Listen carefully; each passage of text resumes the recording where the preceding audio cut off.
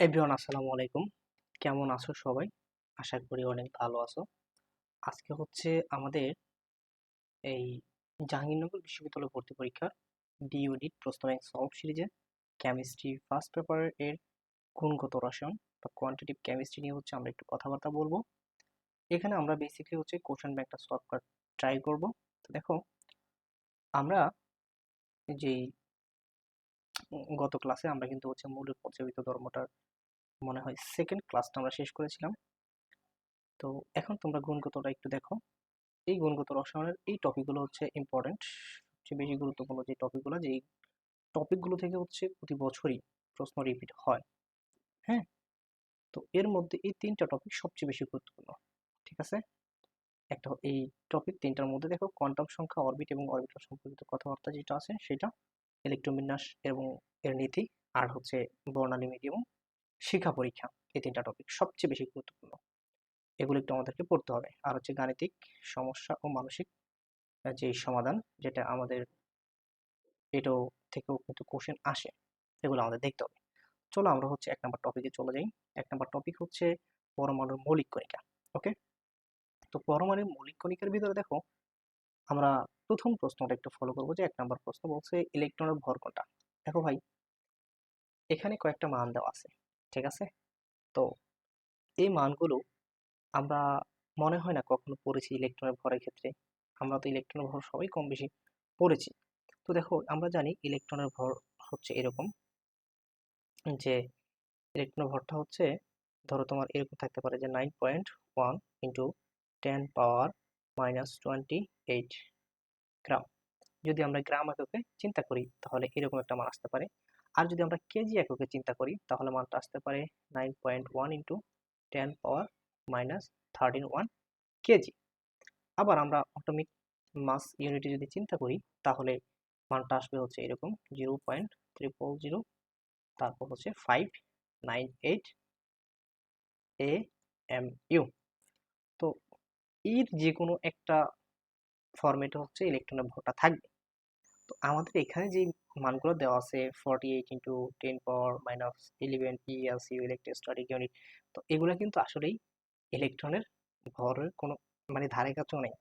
Just হচ্ছে এগুলা মূলত এখানে প্রশ্নটাই ভুল দিছে, ঠিক আছে।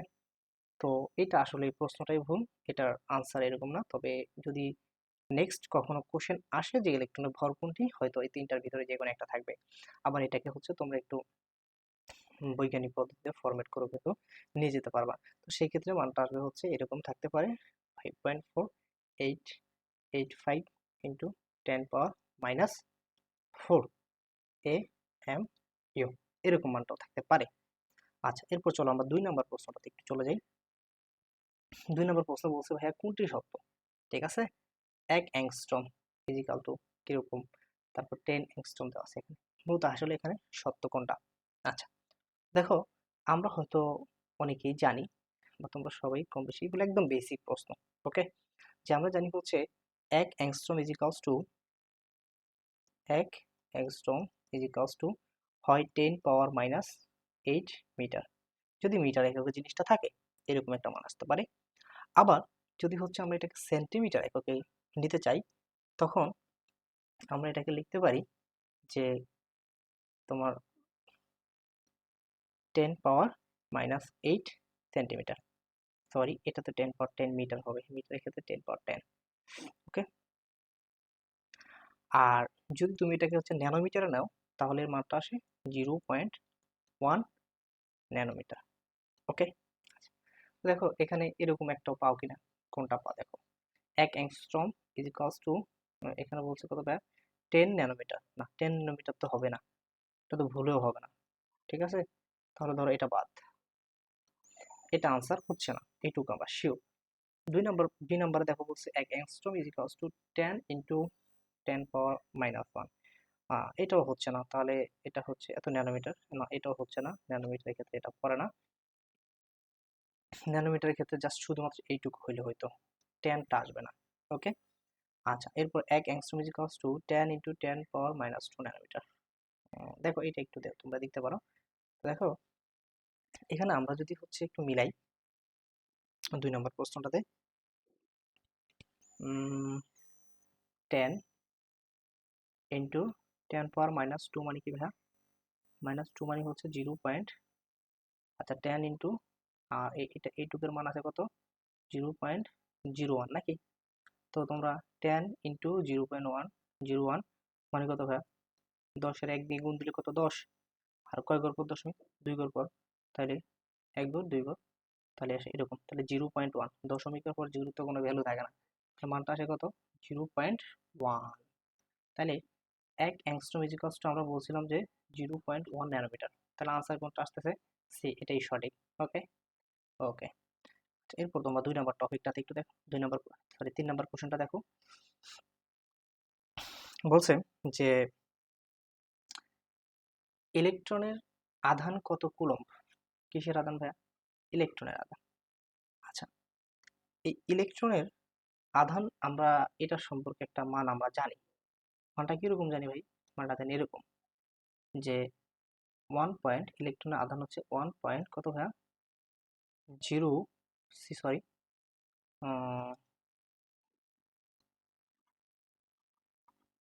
আচ্ছা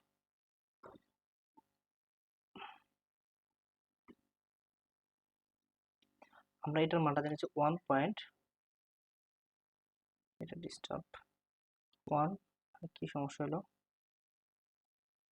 আচ্ছা, এটা আমরা ইলেকট্রনের আধানটা সম্পর্কে আমরা জানি যে 1.602 ইন্টু 10⁻⁻19 কুলম্ব।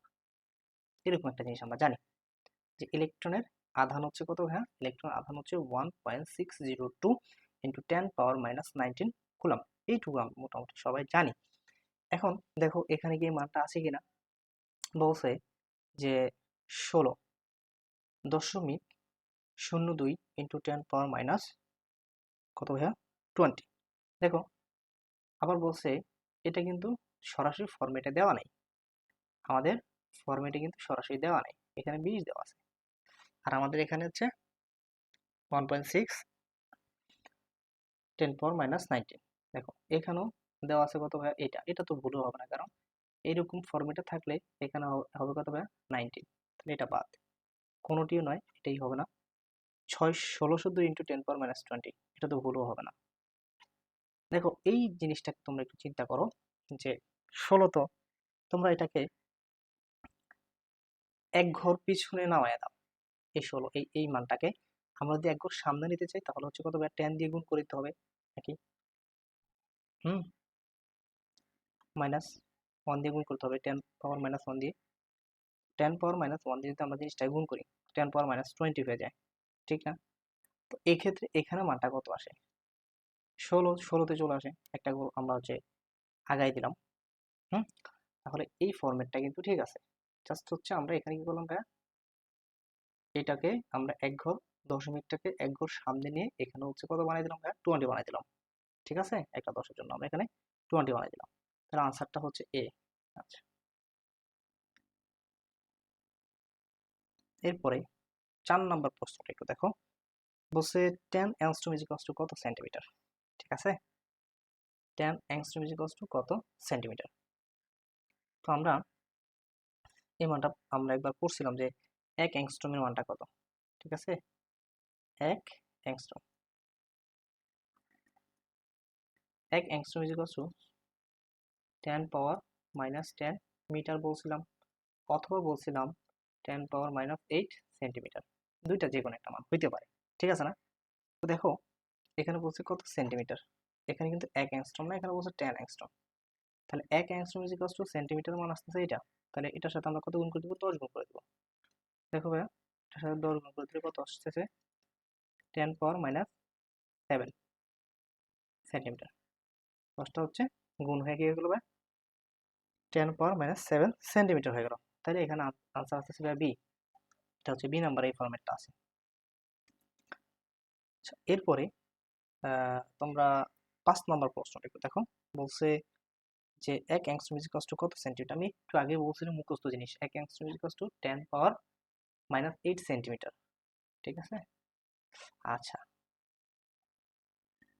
এরপরে তোমরা হচ্ছে 6 নম্বর প্রশ্নটাতে যাও। বলছে পরমাণু সামগ্রিকভাবে কোন আধানযুক্ত? দেখো এইটা একটু বোঝার ট্রাই করো। এটা আসলে ছোটবেলার প্রশ্ন। পরমাণু সামগ্রিকভাবে নিরপেক্ষ আধান, মানে একটা আধান থাকে না, নিরপেক্ষ থাকে আর কি। এটা কিভাবে হয়? ধরো এখানে আমাদের এটা একটা পরমাণু, এরপর এটা হচ্ছে পরমাণুর কেন্দ্র, এটা হচ্ছে একটা পজিটিভ চার্জ। ওকে, এরপরে এটার বাইরে ধরো একটা কক্ষপথ আছে। ওকে, এই কক্ষপথে কিছু ইলেকট্রন আছে। ওকে ওকে, এখন এখানে আছে ধরো 4টা প্রোটন, এখানে আছে 4টা ইলেকট্রন। কয়টা প্রোটন? 4টা ইলেকট্রন। আর এখানে আছে ধরো 4টা প্রোটন।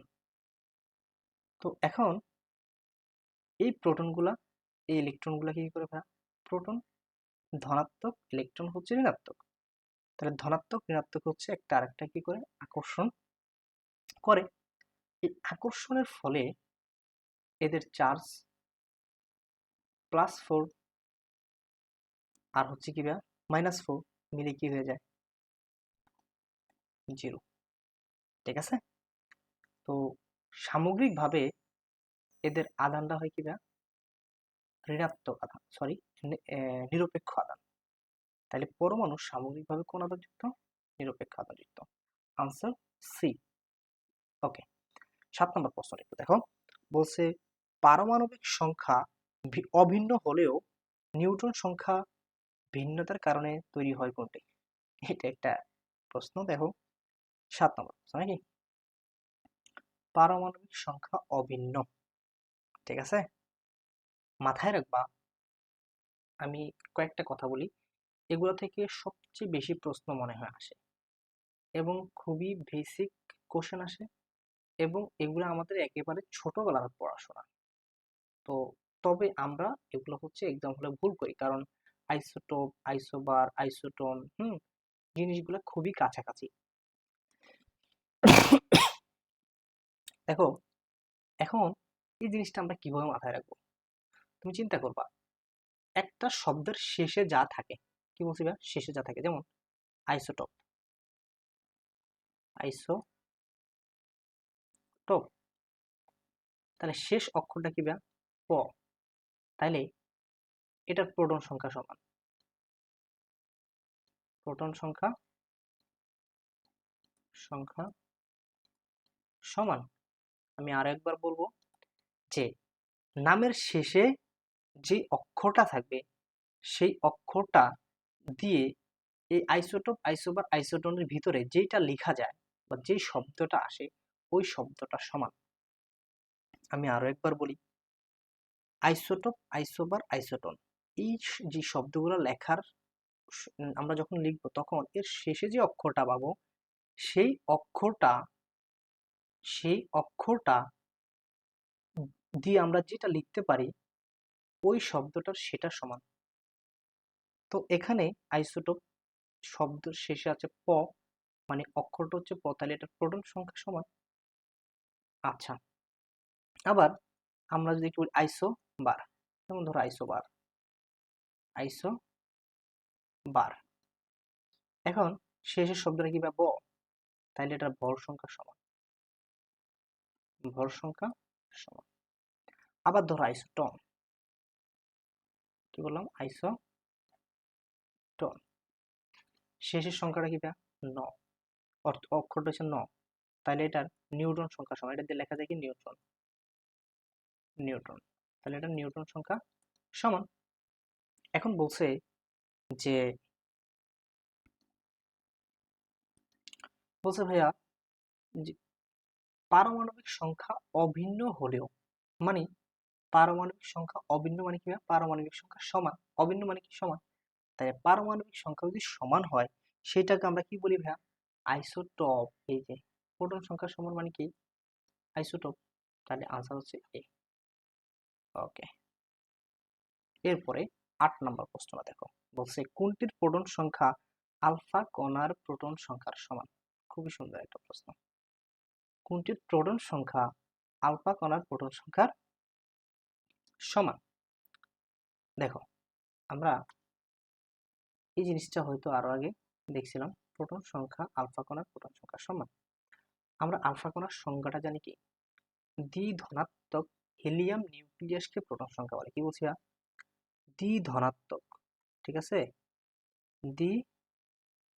দ্বিধনাত্মক, তাহলে এখানে ধনাত্মক থাকবে। হিলিয়াম নিউক্লিয়াস, হিলিয়াম নিউক্লিয়াস,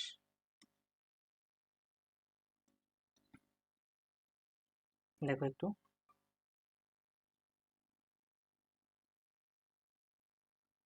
এই হিলিয়ামের প্রোটন সংখ্যা কত? 2, ভর সংখ্যা 4, আর ধনাত্মক আধান কত ভাইয়া? 2। এটাই হচ্ছে মূলত আলফা কণা।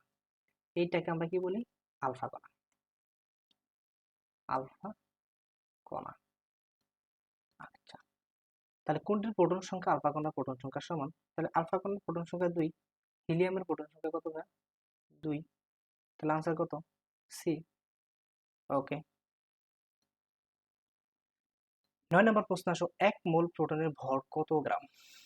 ঠিক আছে, এগুলো একটু মুখস্থ রাখার চেষ্টা করবা। 1 মোল প্রোটনের ভর, এগুলো কিন্তু সরাসরি চলে আসে, ঠিক আছে, এগুলা পরীক্ষার হলে বের করে লেখাটা খুবই টাফ। তবে তোমরা যদি বের করতে চাও, বের করার একটা ফরম্যাট আছে, তবে সেটা হচ্ছে আমার মনে হয় ক্যালকুলেটর ছাড়া এটা করাটা অনেক টাফ। তবে 1 মোল প্রোটনের ভর হচ্ছে 1,00,734, 1,20,734, এটা হচ্ছে 1 মোল প্রোটনের ভর, ঠিক আছে। এখন এটাকে তোমরা যদি বের করতে চাও, বের করার সিস্টেমটা বা ফরম্যাটটা হচ্ছে তোমার, মনে করো একটা প্রোটনের ভর আমরা জানি কেজিতে কত, গ্রামে কত, হ্যাঁ, তো সেইটা হচ্ছে একটা বৈজ্ঞানিক একটা ফরম্যাটে থাকবে। তো এইটাকে হচ্ছে আমরা মৌল হিসেবে প্রকাশ করবো, মানে মৌল হিসেবে হচ্ছে বের করবো। তারপর যেমন দেখো একটি প্রোটনের ভর কত হয়, কি হলো, আচ্ছা আচ্ছা, কি জানি একটা সমস্যা। দেখো একটি প্রোটনের ভর, ওকে, একটি একটি প্রোটনের ভর যদি তুমি চিন্তা করো, একটি প্রোটনের ভর, একটা প্রোটনের ভর আমরা কত জানি ভাইয়া? 1.6725 to 10⁻24 গ্রাম। এটা হচ্ছে একটা প্রোটনের ভর, একটি। ওকে, এখন আমরা 1 মোল যদি বের করতে চাই, হুম, 1 মোল প্রোটনের ভর যদি আমরা বের করতে চাই, তখন হচ্ছে এইটাকে আমরা কি করবো? 6.023 into 10⁻23 দিয়ে হচ্ছে আমরা গুণ করবো। 1.6725 into 10⁻24 into 6.023 into 10⁻23। ওকে, এর মানটা আসবে হচ্ছে এই মানটা, 1.00734 এত গ্রাম। এখন কথা হচ্ছে ভাই, এই মানটা তুমি মুখস্থ করে ফেলতে পারো, এই দুইটা মান হচ্ছে তোমার মুখস্থ করতে হবে। আশা করি আমরা তোমার এই মানটা আমরা সবাই মোটামুটি জানি, এই মানটা মুখস্থ করতে হবে। আর এই মানটা হচ্ছে আমরা সবাই জানি, আর এই মানটা মুখস্থ করতে হবে। একটা প্রোটনের, 1 মোল প্রোটনের ভর কত গ্রাম, আর একটি প্রোটনের ভর কত গ্রাম। এখানে একটি, আর এখানে হচ্ছে 1 মোল, এই ঝামেলাটা হচ্ছে এখানে, ঠিক আছে। তো একটি বললে হচ্ছে আমাদের জাস্ট হচ্ছে এটা আমাদের মুখস্থ মান আছে 1.6725, ওকে, ইন্টু 10⁻24 গ্রাম। আর এটাকে 1 মোল বললে হচ্ছে আমাদের 6.023 ইন্টু 10⁻23 দিয়ে হচ্ছে আমরা গুণ করে দেবো। এখন এটা গুণ করে বের করাটা খুবই টাফ। সব আমাদের জাহাঙ্গীরনগরে বা অন্যান্য বিশ্ববিদ্যালয়ে, অনেক বিশ্ববিদ্যালয় আছে যেখানে হচ্ছে ক্যালকুলেটর অ্যালাও না, প্রায় সব বিশ্ববিদ্যালয়ে। সো হচ্ছে এই মানগুলো একটু মুখস্থ রাখার ট্রাই করবা, আসলে তোমার চান্স পাওয়াটা এগিয়ে রাখবে। এই জিনিসগুলো, ছোট ছোট জিনিসগুলো হচ্ছে তোমাকে একটা খুবই ভালো একটা বেনিফিট দিবে পরীক্ষার হলে, এগুলো অবশ্যই ইনশাল্লাহ বুঝবা। আচ্ছা, 10 নম্বর প্রশ্ন দেখো, বলছে একটি ইলেকট্রনের চার্জ কতগুলো। দেখো ভাই, এটা আশা করি ছোটবেলা একটা প্রশ্নটা সবাই জানো, এটা আমি আর কি করাবো। একটি ইলেকট্রনের চার্জ হচ্ছে -1.6 ইন্টু 10⁻19 কুলম্ব, এটা একটু মাথায় রাখবা, একটু আগেও কিন্তু বলছিলাম। আর একটু একটা প্রোটনের ভর হচ্ছে 1 প্লাস হবে, ঠিক আছে, প্রোটনের ক্ষেত্রে প্লাস, ইলেকট্রনের ক্ষেত্রে হচ্ছে মাইনাস। এটা হচ্ছে +1.6 ইন্টু 10⁻19 কুলম্ব। আর এগুলো হচ্ছে কোনো ফরম্যাটে চায় না আমাদের, এগুলো বাদ। 11 নম্বর প্রশ্ন দেখো, বলছে একটি ইলেকট্রনের ভর কত এএমইউ। আচ্ছা, AMU এককে হচ্ছে ইলেকট্রনের ভর কত। আমি 1 নাম্বার প্রশ্নটা যখন পড়াইছিলাম তোমাদেরকে বলছিলাম ইলেকট্রনের ভর হয়তো 9.1 ইন্টু 10 পাওয়ার মাইনাস 28 গ্রাম। খুবই ইম্পর্টেন্ট একটা প্রশ্ন, সব সময় আসে। আবার 9.1 ইন্টু 10 পাওয়ার মাইনাস 31 কেজি এককে বলতে পারি। আবার তোমরা হচ্ছে 0.0000598, এটাও যদি হচ্ছে তোমরা যদি দাও AMU এককে, অথবা এটাকে তুমি একটু এইভাবে লিখতে পারো 5 পয়েন্ট কত ভাইয়া 5.488, এইগুলো 5 ইন্টু 10 পাওয়ার মাইনাস 4। তাহলে আনসারটা আসে ভাই বি। এখন এগুলো একটু এলোমেলো করে মাথায় রাখবে, এটাতে ডাবল এইট থাকবে, 488, ঠিক আছে, 488 থাকবে। এই মানটা একটু মুখস্থ রাখবা, 488। আচ্ছা, তাহলে আনসার হলো কত ভাইয়া বি। 12 নম্বর প্রশ্নটা একটু দেখো, বলছে একটি প্রোটনের ভর কত। আমি একটু আগে তোমাকে বলছি যে ভাইয়া একটা প্রোটনের ভর হচ্ছে 1.6725 ইন্টু 10 পাওয়ার, একটা প্রোটনের ভর, ঠিক আছে,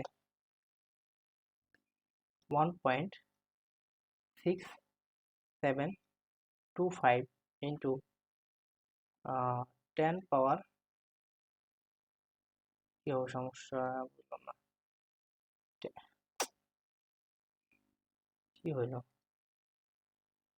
এরপর। আচ্ছা, 1.6725 ইন্টু 10 পাওয়ার কত হয় মাইনাস 27।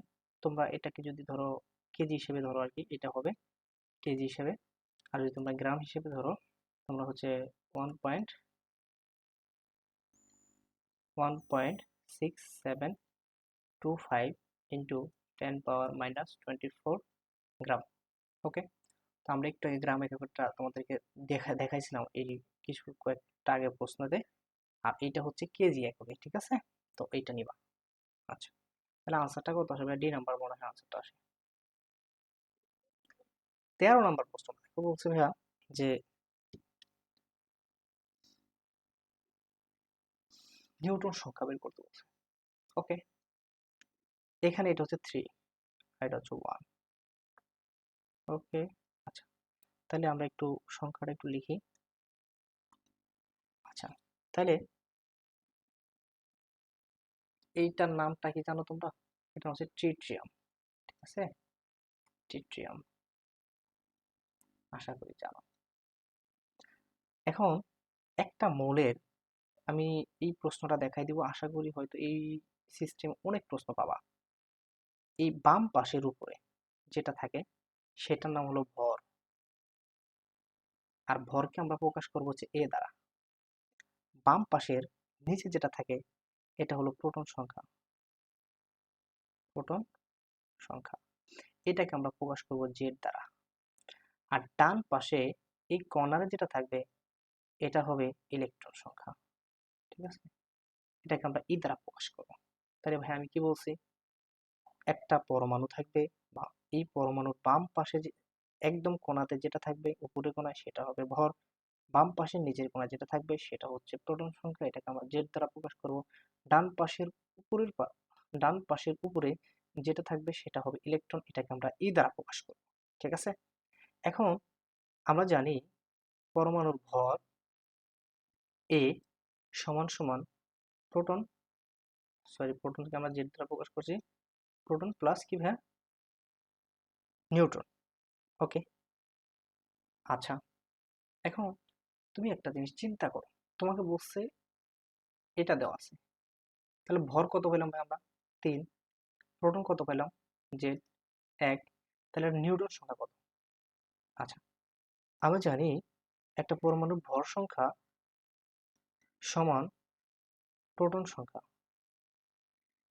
ওকে, প্রোটন প্লাস হলো কি ভাই নিউট্রন, নিউট্রন। ওকে, তাহলে আমাদেরকে যদি এটার ভর সংখ্যা বের করতে, নিউটন সংখ্যা বের করতে বলে, আমরা যদি লিখি বা নিউটন সংখ্যা, আমরা এনটাকে পাশে রেখে দিলে এ মাইনাস জেড, মানটা কত আসলো, এর মান কত ভাইয়া, প্রোটন ভর সংখ্যা কত 3 মাইনাস জেড মানে প্রোটন সংখ্যা কত ভাইয়া, প্রোটন সংখ্যা হচ্ছে 1, তাহলে নিউটন সংখ্যা কত হলো 2, 2 আছে কোথায় সিতে, আনসার সি। বুঝছো?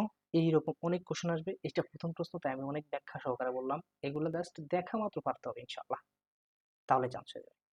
ওকে, 14 নম্বর কোশ্চেনটা দেখো। এটা নিউটন সংখ্যা কত? এখানেও এক, এখানেও এক। এখন এটা ভর সংখ্যা, আর এটা হলো কি ভাই? এটা হলো আমাদের প্রোটন সংখ্যা জেড। আচ্ছা, তাহলে আমরা নিউটন সংখ্যা বের করব।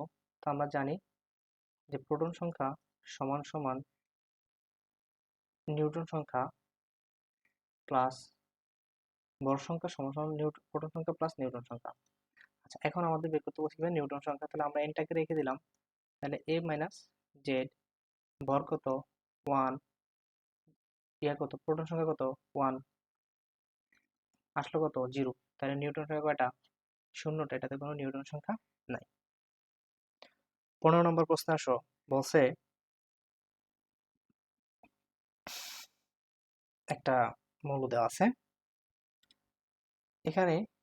দেখো আমি একটু মৌলটাকে প্রথমে লিখি 1। ওকে, আবার এখানে এটা হয়তো ভালোভাবে দেখা যায় না, এখানে একটা মাইনাস চিহ্ন আছে, মানে হচ্ছে সে একটা ইলেকট্রন গ্রহণ করছে। আচ্ছা, তাহলে বলছে এখানে ইলেকট্রন সংখ্যা কত? দেখো ভাই, আমরা জানি কোন একটা পরমাণু ইলেকট্রন সংখ্যা সমান বেসিক্যালি প্রোটন সংখ্যা হয়। ঠিক আছে, ইলেকট্রন সংখ্যা সমান কি হবে? প্রোটন সংখ্যা হয়। তাহলে এটার ভর সংখ্যা কত? এ উপরে 2, তাহলে এটা হচ্ছে ভর সংখ্যা এ। প্রোটন সংখ্যা কত? বাম পাশের কোণায় জেড 1। তাহলে বলছে এটার ইলেকট্রন সংখ্যা কত? দেখো, তাহলে এখানে প্রোটন সংখ্যা 1, তাহলে ইলেকট্রন সংখ্যা কত? 1। তাহলে ইলেকট্রন সংখ্যা সমান সমান প্রোটন সংখ্যা সমান সমান কত? 1। আচ্ছা, এখন এখানে যে তার একটা নেগেটিভ আয়ন আছে, মানে সে আরো একটা ইলেকট্রন সে নিয়েছে, তাহলে তার আরো একটা ইলেকট্রন কি আছে? তাহলে তার টোটাল ইলেকট্রন কয়টা হবে? যেহেতু আর একটা ইলেকট্রন আছে, টোটাল ইলেকট্রন হবে 2টা। যদি তুমি এটাকে সূত্র দিয়ে করতে চাও, জাস্ট মাথায় রাখতে পারো 1, তারপর হচ্ছে মাইনাস মাইনাস 1, তো জাস্ট তুমি এখানে 2 পেয়ে যাবা। ওকে, তাহলে এখানে আনসারটা কত আসলো? আনসারটা আসলো 2। 17 নম্বর প্রশ্নটা একটু দেখো। এখানে একটা মৌল দেওয়া আছে, এটার দেখো এখানে একটা পজিটিভ আয়ন দেওয়া আছে। এখানে বলছে এই আয়নটাতে কতটি ইলেকট্রন বিদ্যমান। তো তুমি চিন্তা করো, প্রথমে এই মৌলটার নাম কি? হাইড্রোজেন, আর হলো O3+। তাহলে হাইড্রোজেন H3, তাহলে ভাই এখানে কয়টা হাইড্রোজেন আছে? 3টা হাইড্রোজেন। তাহলে হাইড্রোজেনের প্রোটন সংখ্যা কত? 1। তাহলে 3টা হাইড্রোজেনের প্রোটন সংখ্যা কত? 3। আচ্ছা, প্লাস এখানে অক্সিজেনের প্রোটন সংখ্যা আমাদের জানি কত ভাই? অক্সিজেন হলো 8। এখানে সে যেহেতু একটা ইলেকট্রন সে ত্যাগ করে দিছে, তাহলে তার এখানে ইলেকট্রন সংখ্যা কয়টা হলো? তার এখানে ইলেকট্রন সংখ্যা কয়টা হলো? তার এখানে ইলেকট্রন সংখ্যা হলো কয়টা? অবশ্যই একটা কমে গেল, তাহলে তার এখানে ইলেকট্রন সংখ্যা হলো 7টা।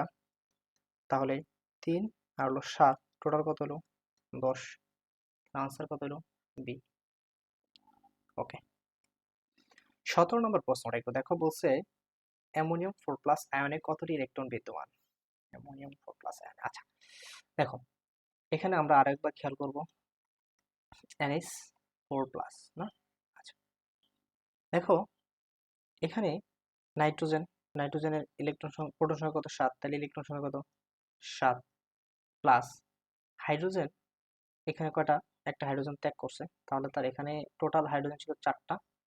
সে যদি হচ্ছে একটা বাদ দিয়ে দেয়, থাকলো কয়টা? 3টা। তাহলে হাইড্রোজেন একটার জন্য 1, 3টার জন্য 3। তাহলে 7, 3 আনসার কত হলো? 10। তাহলে 17 নম্বর আনসার কত? বি। দেখছো, একটা জাস্ট করাইছি, মানে টপিক যে কি পরিমাণ রিপিট হইতেছে। খুবই ইজি ইজি কোশ্চেন। আচ্ছা, এই প্রশ্নটা দেখো 18 নম্বরে, এই আয়নে কতটি ইলেকট্রন বিদ্যমান? তো আমরা আবার আয়নটা একটু লিখবো। দেখো দেখো এখানে তোমার নাইট্রোজেনের জন্য আমরা জানি এটা ইলেকট্রন সংখ্যা কত? 7, প্লাস অক্সিজেন কি করছে? 3টা গ্রহণ করছে। আচ্ছা দেখো, আমরা বেসিকলি প্রথমে জানি অক্সিজেনের কত? অক্সিজেনের পারমাণবিক সংখ্যা কত? 8। ইলেকট্রন সংখ্যা কত? 8। কয়টা অক্সিজেন আছে? 3টা। তাইলে 3 8 কত হলো? 3 আড়া হইলো 24 নাকি? আচ্ছা 24 হইলো। আর সে আরো একটা ইলেকট্রন গ্রহণ করছে, ঠিক আছে? তাইলে দেখো 7 প্লাস 24 প্লাস 1 কত হইলো? 32 হইলো নাকি? 25 আর 7 32। তাহলে এখানে 32 আছে, আছে ডি নাম্বারে। আচ্ছা, এর আনসার হলো কত? ডি। 19 নাম্বার কোশ্চেনটা একটু দেখো, বলছে যে কার্বন 13, ঠিক আছে? এটা একটা আইসোটোপ, এর নিউটন সংখ্যা কত? তো আমরা জানি কার্বনের প্রোটন সংখ্যা কত ভাইয়া? 6। আর এখানে ভর সংখ্যা দেওয়া আছে কত? 13। আর প্রোটন সংখ্যা দেওয়া আছে কত? 6। এটা নিউটন সংখ্যা কত? আমরা জানি A is equals to Z plus N। তো এখানে আমাদের n এর মানটা বের করতে বলছে, মানে নিউটন সংখ্যা, তাহলে হচ্ছে A মাইনাস Z। এর মান কত পাইলাম? 13 পাইলাম। Z এর মান কত পেলাম? 6 পেলাম। আনসার কত পেলাম? 7। B number answer. Okay, clear. আচ্ছা, 20 নাম্বার কোশ্চেনটা একটু দেখো, বলছে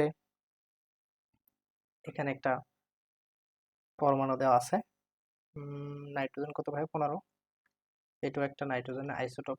তাহলে নাইট্রোজেনের পারমাণবিক সংখ্যা কত ভাইয়া? 7, এটা আমরা জানি। তাহলে এটা প্রোটন সংখ্যা কত হলো? 7। এটার ভর সংখ্যা কত হলো? 15। এটা নিউটন সংখ্যা কত হবে?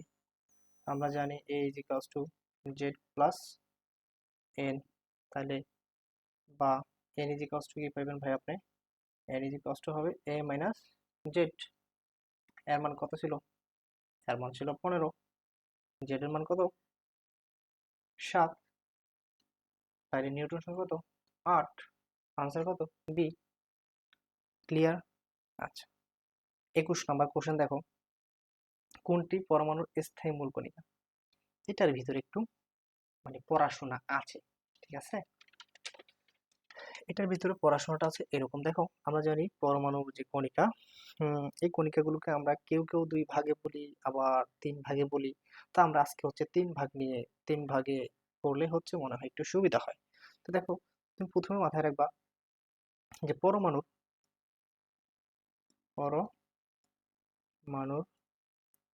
কণিকা, ওকে? কণিকা ধরো 3 প্রকার, ওকে? 3 প্রকার ধরে নিলাম। এখন এর মধ্যে এক প্রকার আছে স্থায়ী, ঠিক আছে? আবার 2 নম্বরে কি আছে? অস্থায়ী। অস্থায়ী। আর কেউ আছে ধরো 3 নম্বরে কম্পোজিট কণিকা। এদের নাম হলো কি? কম্পোজিট। আচ্ছা, এখন তুমি আহ, আহ, তুমি যদি হচ্ছে স্থায়ী কণিকার কথা চিন্তা করো, স্থায়ী কণিকা কারা? আমরা সবচেয়ে বেশি কাদেরকে নিয়ে, কাদের নাম শুনছি? আমরা সবচেয়ে বেশি শুনছি হচ্ছে ইলেকট্রন, প্রোটন, তারপর যে নিউটনের কথা না? তাহলে এই তিনটেই ধরো হচ্ছে সবচেয়ে বেশি স্থায়ী। তাহলে এরা হলো স্থায়ী পরমাণু, স্থায়ী মূল কণিকা। ওকে। আচ্ছা, অস্থায়ী কথা আমরা একটু পরে বলছি। এরপর কম্পোজিট কণিকা। তোমরা অবশ্যই আলফা কণার নাম শুনছো, আলফা কণা। তারপরে আরেকটা হচ্ছে ডিউটেরন কণা, ডিউটেরন ডিউটেরন কণা। এখন এই আলফা কণা আর হলো ডিউটেরন কণা, এরা হলো কম্পোজিট কণিকা, এই দুইটা। আর স্থায়ী কণিকা হচ্ছে ইলেকট্রন, প্রোটন, নিউট্রন। আর বাকি যারা আছে মেসন, বোসন, পাইওন, মানে যাই আছে বাকি, তারা সবাই হচ্ছে অস্থায়ী কণিকা, বাকি সব। ওকে, এইটুকু মাথায় রাখলে, আর অস্থায়ী কণিকা অনেকগুলো আছে, এগুলো দরকার নাই। ওকে, তাহলে বলছে নিচে কোনটি পরমাণু স্থায়ী মূল কণিকা? তাহলে আমরা বলছি কারা স্থায়ী, কারা ভাইয়া? ইলেকট্রন, প্রোটন, নিউট্রন, এই তিনটা হচ্ছে পরমাণু স্থায়ী মূল কণিকা। তাহলে আনসারটা কি দাঁড়ায়? এখানে ইলেকট্রন, প্রোটন, নিউট্রনের কোনটা আছে? নিউট্রন আছে। তাহলে আনসার হলো সি। পরমাণু স্থায়ী মূল কণিকা হচ্ছে কি ভাই? নিউট্রন। আচ্ছা, এরপরে 22 নম্বর কোশ্চেনটা একটু দেখো, একটা আয়ন দেওয়া আছে ফ্লোরিন আয়ন। আচ্ছা, ফ্লোরিন আয়নটা আমরা লিখলাম। আর এটার ভর সংখ্যা দেওয়া আছে 18, এটার প্রোটন সংখ্যা দেওয়া আছে 9। বলছে এই আয়নে প্রোটন সংখ্যা কত? আচ্ছা, এটা আসলে দেওয়ার কি আছে আমি জানি না, সবকিছু দিয়ে দিছে। বলছে প্রোটন সংখ্যা কত, আমরা তো জানি বাম পাশের নিচেরটা হচ্ছে প্রোটন সংখ্যা। তাহলে আনসার হলো কত? এ। আচ্ছা, আলফা কণা হলো আমি বলছিলাম আলফা কণা হচ্ছে, আমি আরেকবার একটু লিখে দিই লাগবে, আলফা কণা সমান সমান দ্বিধনাত্মক দ্বি দ্বিধনাত্মক দ্বিধনাত্মক হিলিয়াম নিউক্লিয়াস। ওকে, দ্বিধনাত্মক হিলিয়াম নিউক্লিয়াস মানে হিলিয়ামের দুইটা ধনাত্মক আয়ন নিউক্লিয়াস। ওকে, তাহলে এখানে বলছে শুধুমাত্র হিলিয়াম না, এটা তো হিলিয়াম পরমাণু, হিলিয়াম প্লাস পরমাণু না ভাইয়া, শুধুমাত্র হিলিয়াম পরমাণুর কথা বলিনি, প্লাস পরমাণুর কথা আমি বলিনি। বলছি দ্বি ধনাত্মক মানে কি, এটার সাথে মিলতেছে কোনটা, এইটা। আনসারটা কত আসলো, সি। 24 নম্বর প্রশ্নটা একটু দেখো, বলছে প্রোটনের চার্জ। আচ্ছা, প্রোটনের চার্জটা কত ভাই? প্রোটনের চার্জটা আমরা তো এটা সবাই আশা করি জানি, যে প্রোটনের চার্জ হচ্ছে, আমি এটা প্রথমে কিন্তু বলছিলাম, ঠিক আছে, যে 1.602 ইন্টু 10⁻⁻19 কুলাম্ব। ওকে, আমাদের ওই প্রথম প্রশ্নটাতে ছিল এরকম ফরম্যাটে ছিল আনসারটা, ঠিক আছে, 16.02 ইন্টু 10 কত না -20 কুলাম্বে ছিল নাকি, আনসার কত হলো বি। আর এটাতে কুলাম্ব দেওয়া আছে, এটাতে ইলেকট্রনের চার্জের মোটামুটি কাছাকাছি, তবে এটা ইয়াতে দেওয়া আছে। আচ্ছা যাই হোক, এখন 25 নম্বর প্রশ্ন দেখো, বলছে 1 অ্যাংস্ট্রম ইজিক্যালস টু কত। আমি আবার আর অনেক প্রথমেই বলছিলাম যে 1 angstrom equals to 1 angstrom equals to হয় 10⁻⁻10 মিটার, সরি এখানে 10 হবে,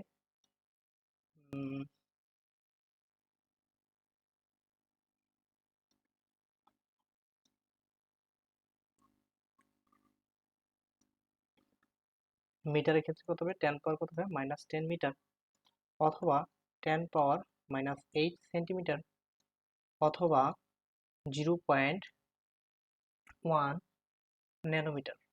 ওকে, আচ্ছা, তোমরা এই তিনটার ভিতরে যে কোনো একটা ফরম্যাট হচ্ছে বেসিক্যালি খুঁজবা। দেখো আমরা প্রথমেই পেয়ে গেছি 10⁻⁻10 মিটার, এটার সাথে যে মিলে যাচ্ছে, তাহলে আনসার কত হলো ভাইয়া, আনসার হলো এ। 26 নম্বর কোশ্চেনটা একটু দেখো, বলছে ইলেকট্রনের ভর, প্রকৃত ভর, যাই হোক আমি এগুলো একটু আগে বলছিলাম যে ইলেকট্রনের ভর হয় হবে 9.1 ইন্টু 10⁻⁻24 গ্রাম এককে থাকলে এরকম হবে, অথবা 9.1 ইন্টু 10⁻31 কেজি এককে হবে, অথবা 5.48 ইন্টু 10⁻⁻, সম্ভবত 4 ছিল, 488 ছিল আর কি, 5 ছিল, এরকম একটা মান থাকবে এএমইউ এককে। ওকে, যে কোনো একটা ফর্মেট থাকবে। তো এখানে দেখো সি নাম্বার ফর্মেট তো মিলে যাচ্ছে গ্রাম এককের সাথে, সরি এটা 4 দিলাম, এটা 828। ওকে, 27 নাম্বার কোশ্চেনটা দেখো, বলছে এটার নিউটন সংখ্যা কত। আচ্ছা, আবার সেম কোশ্চেন, এটা হলো কি ভাই, ভর সংখ্যা 8, এটা হলো প্রোটন সংখ্যা, তাইলে আমরা জানি ভর সংখ্যা সমান সমান প্রোটন সংখ্যা প্লাস হচ্ছে কিনা নিউটন সংখ্যা, তাইলে নিউটন সংখ্যা ইজিক্যালস টু কি হবে, প্রোটন সংখ্যা কত, সরি ভর সংখ্যা কত 17, প্রোটন সংখ্যা কত 8, তাইলে এটা নিউটন সংখ্যা কত আসলো 9, আনসার কত হলো 9টা, সি।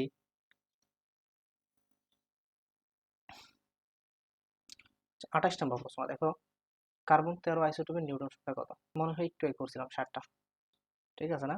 আচ্ছা, বলছে নিম্নের কোনটি স্থায়ী মূল কণিকা নয়, একটু আগে বলছিল কোনটি স্থায়ী মূল কণিকা, এখন বলছে কোনটি স্থায়ী মূল কণিকা নয়।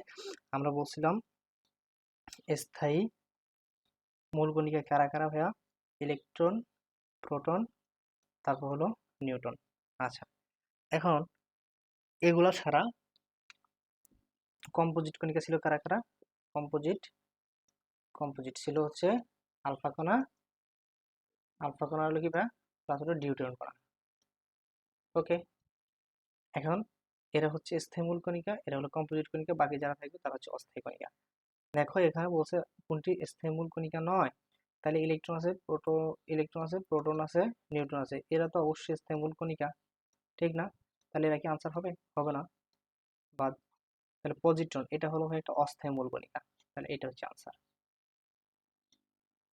30 নম্বর প্রশ্ন বলছে নিচের কোনটি পরমাণুর স্থায়ী মৌল কণিকা। আচ্ছা, আমরা বলছি ইলেকট্রন, প্রোটন, নিউট্রন। তো এখানে আছে কোনটা? নিউট্রন আছে। আনসারটা কত? এ। কার্বন ডাই অক্সাইড, কার্বন আইসোটোপের বা ভরের 12 ভাগের 1 অংশ হল কি? আমরা জানি যে কার্বন 12 আইসোটোপের 12 এর 1 অংশকে বলা হয় 1 ডাল্টন। এটা একদম মুখস্থ একটা সংজ্ঞা, 1 ডাল্টনের সংজ্ঞাটা। ঠিক আছে, তাহলে আনসারের কত হবে? এ। পরমাণুর ব্যাসের মোটামুটি মান কত? পরমাণুর ব্যাসের একটা মান আছে, ওকে। তো এই মানটা কত? মোটামুটি একটা মানে চাইছে আর কি। ঠিক আছে, দেখো এখানে 32 নম্বর প্রশ্নটা বলছে পরমাণুর ব্যাসের মোটামুটি মান কত, এটা একটু মুখস্থ রাখার ট্রাই করবা। ঠিক আছে, তো এই মানটা যদি তোমরা মুখস্থ রাখো, মানটা হবে 10⁻12। ঠিক আছে, এটা হচ্ছে ব্যাসের, এখানে ব্যাসার্ধ না কিন্তু ব্যাসের। আর এখানে ইলেকট্রনের কথাও কিন্তু বলা নাই, জাস্ট একদম পরমাণুটার কথাই বলছে। পরমাণুর ব্যাসের মোটামুটি মান হচ্ছে 10⁻12 সেন্টিমিটার। আচ্ছা, এখন এটা নিউক্লিয়াসটিতে নিউট্রন সংখ্যা কত? তো আমরা এটা দেখলাম যে ভাইয়া উপরে আমরা জানি বাম পাশে হলো ভর, তাহলে ভর হলো কত? 27। প্রোটন সংখ্যা কত? প্রোটন সংখ্যা হলো 13। তাহলে এটা নিউটন সংখ্যা কত? আমরা জানি A = জেড প্লাস এন। তাহলে এন এর মান চাইছে, তাহলে এ মাইনাস কি ভাইয়া জেড, এর মান কত পেলাম? 27 মাইনাস কত? 13, কত হইলো তাহলে? 13 আর 14 কত? 27। তাহলে আনসার কত? 14, সি। আচ্ছা, এখন এখানে একটা পরমাণু আছে যে হিলিয়াম, এর পারমাণবিক ভর কত? দেখো ভাই, একটা মৌলের পারমাণবিক ভর কত হয় আমি আশা করি, বিশ্বাস রাখি যে এটা তোমরা সবাই জানো, যে 1 থেকে 30 নাম্বার যে মৌলগুলো আছে এদের পারমাণবিক সংখ্যা এবং ভর আশা করি আমরা জানি। আমরা এটা কি করি ভাই? জানি। সেই অনুযায়ী আমরা জানি যে হিলিয়াম এর পারমাণবিক ভর কত ভাই? 4। হিলিয়ামের পারমাণবিক ভর আমরা কত জানি? 4। ওকে, এটা হলো হিলিয়ামের পারমাণবিক ভর। এখন এখানে একটু দশমিক আকারে কিছু মান সহ দিছে অ্যাটমিক মাস ইউনিটে। ঠিক আছে, তুমি হয় এই যে যেই সংখ্যাটা থাকবে পারমাণবিক ভরে, যেই সংখ্যাটা বেসিক্যালি থাকে আমরা যেটা মুখস্থ করছি, এখন এই দশমিক আকারে দিলে হয় এর চাইতে সামান্য একটু বেশি হবে। ঠিক আছে, একটু সামান্য বেশি হবে, কিন্তু সেই বললা তো যে এটা হিলিয়াম, এটা 4 বদলে তো 7 হয়ে যাবে না, 8-এর কাছাকাছি তো যাবে না, এটা তো এমনিতেই বাদ। এটা তো 4 ক্রস করে 5 চলে যাবে না, এরকম হবে না। আবার 4 ক্রস করে 3-এ নেমে আসবে না, এরকম হবে না। আনসারটা হবে এটা, 4 থেকে সামান্য একটু বেশি। ওকে, তাইলে 34 আনসার হলো কি বি। আচ্ছা, তো আমাদের 1 নম্বর টপিকের যে প্রশ্নগুলো ছিল এগুলো আমরা মোটামুটি শেষ করছি। এখন আমরা 2 নম্বর টপিকে আসলাম।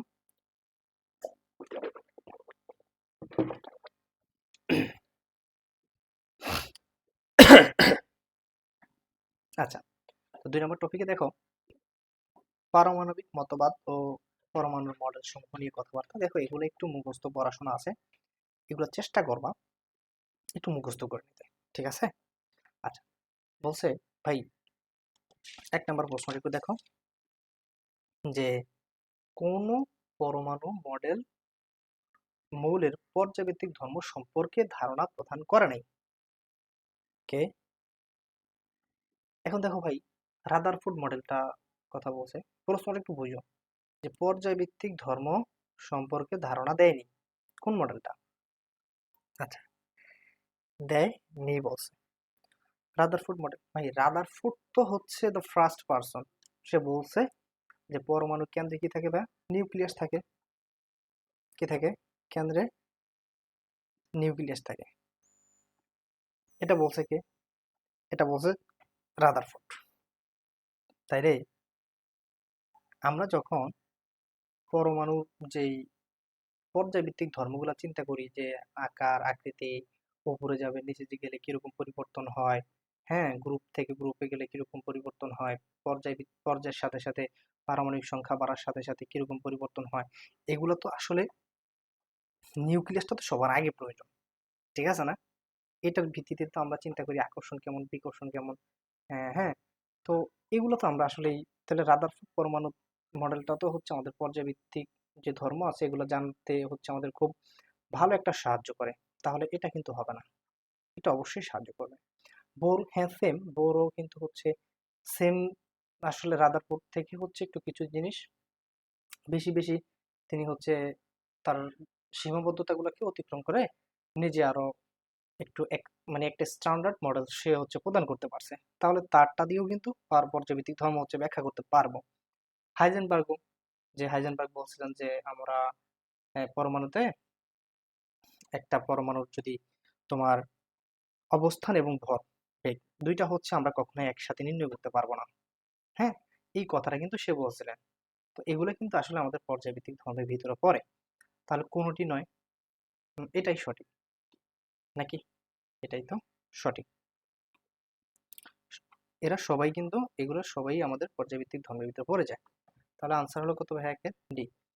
একটু মুখস্থ করে নিবে এই জিনিসগুলো, ঠিক আছে? 2 নম্বর প্রশ্নটা চলে আসলাম, বলছে রাদারফোর্ড পরমাণু মডেলের সীমাবদ্ধতা কোনটি?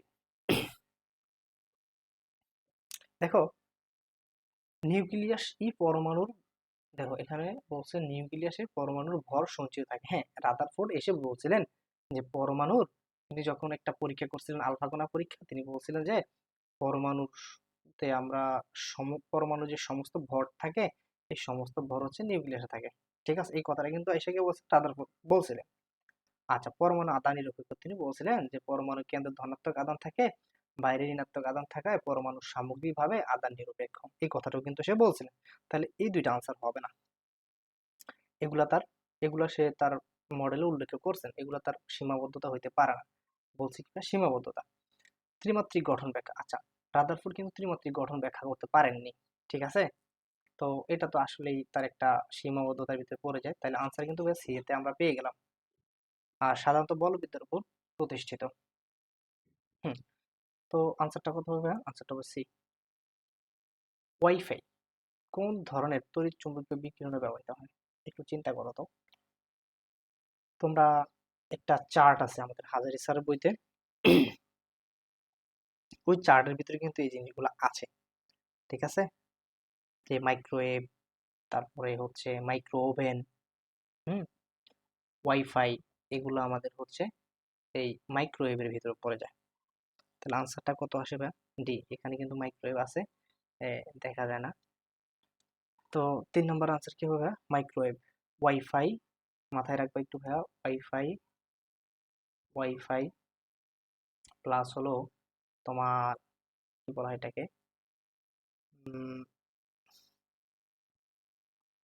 Micro oven, micro oven, sorry oven, plus হলো ধরো মোবাইল ফোন, মোবাইল ফোন, এই জিনিসগুলো হচ্ছে কি ভাইয়া? এই মাইক্রোওয়েভ তড়িৎ চুম্বকীয় বিকিরণে ব্যবহৃত হয়। তাহলে আনসার কত হবে ভাইয়া? ওয়াইফাই কোন ধরনের তড়িৎ চুম্বকীয় বিকিরণে ব্যবহৃত হবে? মাইক্রোওয়েভে। ওকে। কোনটি ঊর্ধ্বপাতিত পদার্থের উদাহরণ নয়? আচ্ছা, আমরা কয়েকটা ঊর্ধ্বপাতিত পদার্থ সম্পর্কে জানি। ঠিক আছে, তো এই ঊর্ধ্বপাতিত পদার্থগুলো হচ্ছে কি কি? তোমার মনে করো কর্পূর, হ্যাঁ, কর্পূর, তারপর হচ্ছে এগুলো আমরা অ্যাসিডকে পড়ছিলাম, নিশাদল, নিশাদল, তারপর হচ্ছে আয়োডিন, এগুলো কিন্তু ভাই ঊর্ধ্বপাতিত পদার্থ। ঠিক আছে, মানে হচ্ছে ঊর্ধ্বপাতিত পদার্থ কারা, তোমরা তো এটা অবশ্যই জানো ছোটবেলার পড়াশোনা, যে এই পদার্থের হচ্ছে বেসিকলি দুইটা অবস্থা থাকে। একটা হচ্ছে তোমার গ্যাসীয় অবস্থা, আর একটা হচ্ছে কঠিন অবস্থা। এরা কখনোই তো আর অবস্থাতে পৌঁছায় না। যারা এই ধর্মটা প্রদর্শন করে তারাই হচ্ছে ঊর্ধ্বপাতিত পদার্থ। আয়োডিনকে তুমি যদি তাপ দাও এরা হচ্ছে গ্যাস হয়ে যাবে। যদি আমরা তাপ দিই, তাপ দিলে কি হবে ভাইয়া? গ্যাস। এটার কখনো তরল হবে না। নিশাদল, কর্পূর এগুলো সেম এক একটা বৈশিষ্ট্য বহন করে। তবে এখানে ডি নাম্বার দেখো, আলকাতরা, আলকাতরা, তাহলে এটা ঊর্ধ্বপাতিত পদার্থ নয়। আনসার কত হলো ভাইয়া? আনসার হলো ডি। আচ্ছা, এরপরে 5 নাম্বার প্রশ্নটা দেখো, বলছে মোবাইল টাওয়ারে, ঠিক আছে, 5 নম্বর প্রশ্নটা দেখো, মোবাইল টাওয়ারে কোন ধরনের তড়িৎ চুম্বকীয় বিকিরণ প্রবাহিত হয়? আমি একটু আগে তোমাদেরকে জিনিসটা বলছিলাম যে ভাই রেডিও, তারপর হচ্ছে তোমার wifi, mobile phone, micro oven, এই জিনিসগুলোতে হচ্ছে মাইক্রোওয়েভ ব্যবহৃত হবে। তাহলে আনসার কত হবে ভাই? এ।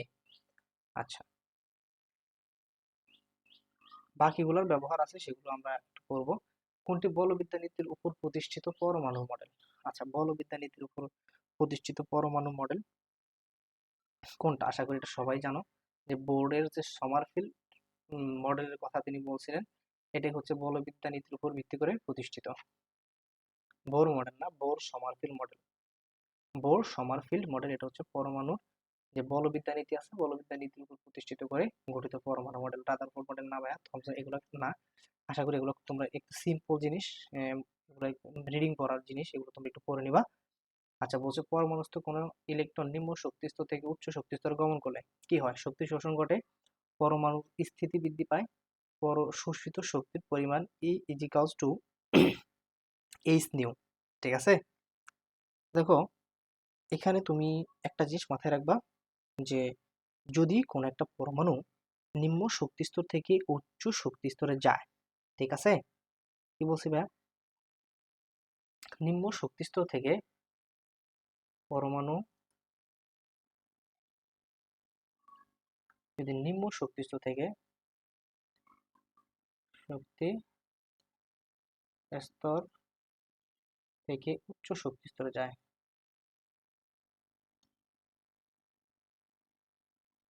স্তরে যায়, তাহলে সে সবসময় তার যে অবশ্যই সে শক্তি শোষণ করবে। তুমি একটা জিনিস মাথায় রাখবা, যারা সমাজে বড়, জাস্ট নেগেটিভ মাইন্ডে বলতেছি না, জাস্ট একটু মানে বোঝানোর জন্য বলতেছি। অনেকে তো মানে আমরা সমাজে যে ঘটনাগুলো আমরা সচরাচর দেখি, যে একজনকে শোষণ করে সে কি করে ভাই নিম্ন থেকে উপরে পৌঁছায়, তাহলে অবশ্যই সে নিচে থেকে যদি উপরে যায় একটা পরমাণু, তাহলে সে করবে ভাই শক্তি অবশ্যই শোষণ করবে, আর উপর থেকে নিচে আসলে হচ্ছে শক্তিটাকে বিকিরণ করবে। আচ্ছা, আর শোষিত শক্তির পরিমাণ del E ইজিক্যালস to H new, এটা আমরা সার্বজনীন একটা সত্য কথা, এটা একটা সূত্র। আর পরমাণুর স্থিতিশক্তি বৃদ্ধি পায় না ভাইয়া, স্থিতিশক্তি সবসময় হ্রাস পায়। আচ্ছা, হ্রাস পায়। এটাই বলতে চাইছিলাম, যে পরমাণু নিম্ন শক্তি স্তর থেকে উচ্চ শক্তি স্তরে যদি যায়, তাহলে তার স্থিতিশক্তি কি হবে? স্থিতি স্থিতিশক্তি হ্রাস পায়, হ্রাস পায়। ওকে, তাহলে আনসারটা কত হবে ভাইয়া? এটা তো তাহলে এখানে লিখছি বৃদ্ধি পায়, তাহলে এটা বাদ, শোষিত হয় অবশ্যই, আর এটা তো সূত্র, এটা আমরা জানি, তাহলে আনসারটা হলো বি। আচ্ছা, এরপরে তোমরা 9 নম্বর প্রশ্নটা দেখো, বলছে পরমাণুস্থ কোনো ইলেকট্রন উচ্চ শক্তি স্তর থেকে যদি নিচে নামে, কোথায় ভাই? উঁচু থেকে নিচে। আমরা একটু আগে বলছিলাম কি ভাই? বলছিলাম নিচ থেকে উপরে যাবে। তো এখানে জাস্ট তার উল্টা ঘটনাগুলো ঘটবে। পরমাণুস্থ স্থিতিশক্তি বৃদ্ধি পায়, অবশ্যই স্থিতিশক্তি বৃদ্ধি পাবে, কারণ নিচ থেকে উপরে উঠলে স্থিতিশক্তি হ্রাস পায়। তাহলে উপর থেকে নিচে নামলে অবশ্যই স্থিতিশক্তি কি হবে? বৃদ্ধি পাবে। আলোক শক্তি বিকিরণ করবে, আলোক শক্তি কি করবে? বিকিরণ করবে। হ্যাঁ, অবশ্যই উপর থেকে নিচে নামলে আলোক শক্তি বিকিরণ করবে, আর নিচ থেকে উপর উঠলে কি হবে? আলোক শক্তি শোষণ করবে। এটাও বলছিলাম। পরমাণুর ঋণাত্মক আধান বৃদ্ধি পায় না, পরমাণু ঋণাত্মক আধান বৃদ্ধি পায়, এটা সঠিক না। ওকে, আধানের কোনো পরিবর্তনই হয় না। তাহলে ভাই যদি উপর থেকে নিচে যায়, উচ্চ থেকে নিচুতে যদি যায়, নিম্ন, এক্ষেত্রে কি ঘটনা ঘটবে দেখো। নাম্বার 1, স্থিতিশক্তি স্থিতিশক্তি বৃদ্ধি পাবে, বৃদ্ধি পাবে, এটা সঠিক। নাম্বার 2, যে এটা আলোক শক্তি বিকিরণ করবে, যেটা কি করবে? হ্যাঁ, বিকিরণ করবে।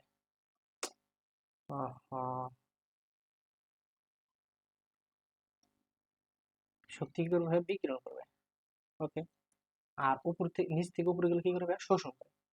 আর 3 নম্বর হবে কি ভাইয়া? এটার আধানে কোনো পরিবর্তন হয় না, আধানের পরিবর্তন পরিবর্তন হয় না। ওকে, তাহলে এখানে সে অনুযায়ী আমাদের আনসার কত ভাইয়া? এই এ, কারণ স্থিতি অবশ্যই বৃদ্ধি পায় স্থিতিশক্তি, আর বিকিরণ করে, শোষণ করে না। আচ্ছা, তাহলে ভুল হলো কোনটা? এটা। ওকে, এবার তোমরা একটু 10 নম্বর প্রশ্নটা একটু দেখো ভাই। 10 নম্বর প্রশ্ন কি বলছে? বলছে কোন পরীক্ষার মাধ্যমে প্রোটনের অস্তিত্ব প্রমাণ করা যায়? কার অস্তিত্ব ভাই? প্রোটনের অস্তিত্ব। আচ্ছা, আমরা যদি ক্যাথোড রশ্মি পরীক্ষা করি,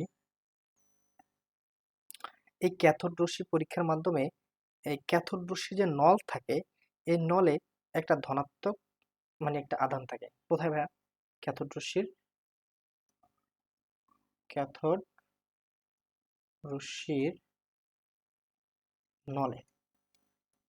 ওকে, আমরা যখন ক্যাথোড রশ্মি পরীক্ষাটা করব, তখন এই ক্যাথোড রশ্মি পরীক্ষার যে ক্যাথোড রশ্মির নলটা আছে, এই ক্যাথোড রশ্মির নলে কি থাকে?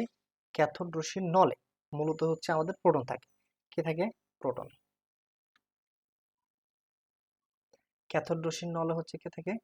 প্রোটন থাকে। ওকে, তাহলে আনসারটা কত হবে? আনসারটা হবে ক্যাথোড রশ্মি এ। 12 নম্বর প্রশ্ন দেখো, বলছে আলফা কণার বিক্ষেপণ পরীক্ষার মাধ্যমে বিজ্ঞানী রাদারফোর্ড কি আবিষ্কার করেছেন? দেখো, আলফা কণা পরীক্ষার মাধ্যমে বিজ্ঞানী রাদারফোর্ড কিছু সিদ্ধান্ত দিয়েছিলেন। তিনি বলছেন যে পরমাণুর কেন্দ্রে কেন্দ্রে কি থাকে ভাইয়া? কেন্দ্রে ধনাত্মক আধান থাকে, পজিটিভ আধান থাকে, আধান থাকে। এবং তিনি এটার নাম দিয়েছেন কি ভাইয়া? নিউক্লিয়াস। নিউক্লিয়াস। তিনি বলছিলেন যে এই পরমাণুর কেন্দ্রে তার সমস্ত ভর পুঞ্জীভূত থাকে। তিনি সেটার নাম বলছিলেন কি ভাইয়া? নিউক্লিয়াস। এবং তিনি বলছিলেন যে পরমাণুর বাইরে কক্ষপথে, মানে যে বাইরে হচ্ছে ইলেকট্রনগুলো ঘুরতে থাকে, কিন্তু তিনি এটা বলেননি যে ইলেকট্রনগুলো কোথায় ঘুরে বা এই যে কক্ষপথে ঘুরে সেই কক্ষপথের আকৃতি কিরকম। তিনি এই সম্পর্কে কোনো কথাবার্তা বলেননি। তাহলে রাদারফোর্ড এইটা তো মূলত আবিষ্কার করছেন যে আলফা কণা বিক্ষেপণ পরীক্ষার মাধ্যমে তিনি কিন্তু নিউক্লিয়াসটা আবিষ্কার করছেন। এটাই হচ্ছে সার্বজনীন সত্য কথা। 13 নম্বর প্রশ্ন বলছে ইলেকট্রনের কৌণিক ভরবেগের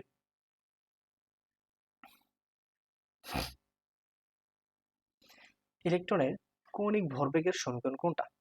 এইটা আশা করি সবাই পারে। আমাদের যে বিজ্ঞানী ভোর আছেন, তিনি হচ্ছে তার যে ইয়েটা করছিলেন, যে পরীক্ষাটা করছিলেন, তিনি তার পরীক্ষার ভিতরে কয়েকটা সিদ্ধান্ত দিয়েছিলেন।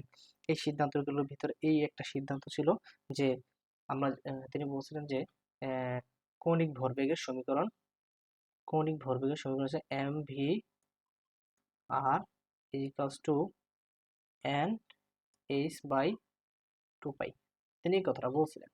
ঠিক আছে, তো এইটা হচ্ছে কি কৌণিক ভরবেগের সমীকরণ। তাহলে এটা একদম ছোটবেলা প্রশ্ন। 14 নম্বর প্রশ্ন বলছে পরমাণুর ধনাত্মক নিউক্লিয়াসের অস্তিত্ব প্রমাণিত হয়। মানে পরমাণুর যে ধনাত্মক নিউক্লিয়াসটা যে ধনাত্মক, এটার অস্তিত্ব প্রমাণ হয় কোথায়? আলফা কণা পরীক্ষার মাধ্যমে। এগুলো তো আমরা তোমার আলফা কণা পরীক্ষার মাধ্যমেই আমরা দেখতে পাইছিলাম। ইন্টার লাইফে আমরা অনেক পড়ছি এগুলা। 15 নম্বর প্রশ্ন বলছে একটি ক্যালসিয়াম নিউক্লিয়াসের সংখ্যা কত? কি ভাইয়া? একটি ক্যালসিয়াম, হ্যাঁ, এই ক্যালসিয়াম নিউক্লিয়াসের সংকেত কত বা সংকেত সংখ্যাটা কত? ঠিক আছে, তোমরা অবশ্যই ক্যালসিয়ামের সংকেতটা জানো। ক্যালসিয়াম কত ভাই? 20। তাহলে প্রোটন সংখ্যা কত? 20। এটা ভর সংখ্যা 40। ওকে, তাহলে এটার নিউক্লিয়াসের সংকেত সংখ্যা কত হবে? 20। এ নাম্বার আছে। পরমাণু সম্বন্ধে সার্বজনীন সত্য কোনটি? পরমাণু স্থায়ী, এটা সার্বজনীন সত্য না। পরমাণু সবসময় স্থায়ী না। সাধারণ অবস্থায় পরমাণু থেকে আলফা কণা নির্গত হয় না, সাধারণ অবস্থায় নির্গত হয় না, উত্তেজিত অবস্থা হয়। বিশেষ অবস্থায় পরমাণু থেকে আলফা কণা নির্গত হলে তা নির্দিষ্ট কম্পাঙ্কের হয়, এটা সঠিক। এটা বিশেষ অবস্থায় কিন্তু আলফা কণা নির্গত হয়। তাহলে 17 নম্বর প্রশ্ন দেখো, বলছে lambda equals to H by M B, এই সমীকরণটি কোন সমীকরণের সাথে সম্পর্কযুক্ত? ঠিক আছে, তোমরা ডি ব্রগলির যেই একটা সমীকরণ আছে, এই ডি ব্রগলির সমীকরণটাই হচ্ছে এটা, যে lambda equals to H by M B. Lambda D, তাই ডি ব্রগলি। ওকে, আইনস্টাইনের সূত্র তো আমরা জানি, is equals to mc square, নাকি প্লাঙ্কের যে সমীকরণ সেটাও কিন্তু এটা না। হাইজেনবার্গের অনিশ্চয়তা নীতির সূত্র কিন্তু এটা না। তাহলে এটা কি ডি ব্রগলির সমীকরণটা হচ্ছে এটা। একটি নির্দিষ্ট শক্তি স্তরে পরিভ্রমণরত কৌণিক ভরবেগ mv r = n/2 হলে ভরের পরমাণু মডেলের একটি স্বীকার্য, ওকে, এটা বোর পরমাণু মডেলের একটা স্বীকার্য। তোমরা অবশ্যই, আমি একটু আগে তোমাদেরকে বলছিলাম যে বোর পরমাণু মডেলে তোমরা বেসিকলি মনে হয় তিনি স্বীকার্য দিয়েছিলেন। তার মধ্যে এইটা একটা ছিল যে পরমাণুর কৌণিক ভরবেগ mvr=n/2π, এটা তার একটা স্বীকার্য ছিল। ওকে, তাহলে এটা কিন্তু সঠিক। এই আচ্ছা, আমাদের 2 নম্বর টপিকটা মোটামুটি শেষ। এখানে তেমন বোঝার কিছুই ছিল না, মুখস্থ পড়াশোনা একটু বেশি ছিল এখানে, যে মডেল সম্পর্কিত কথাবার্তা।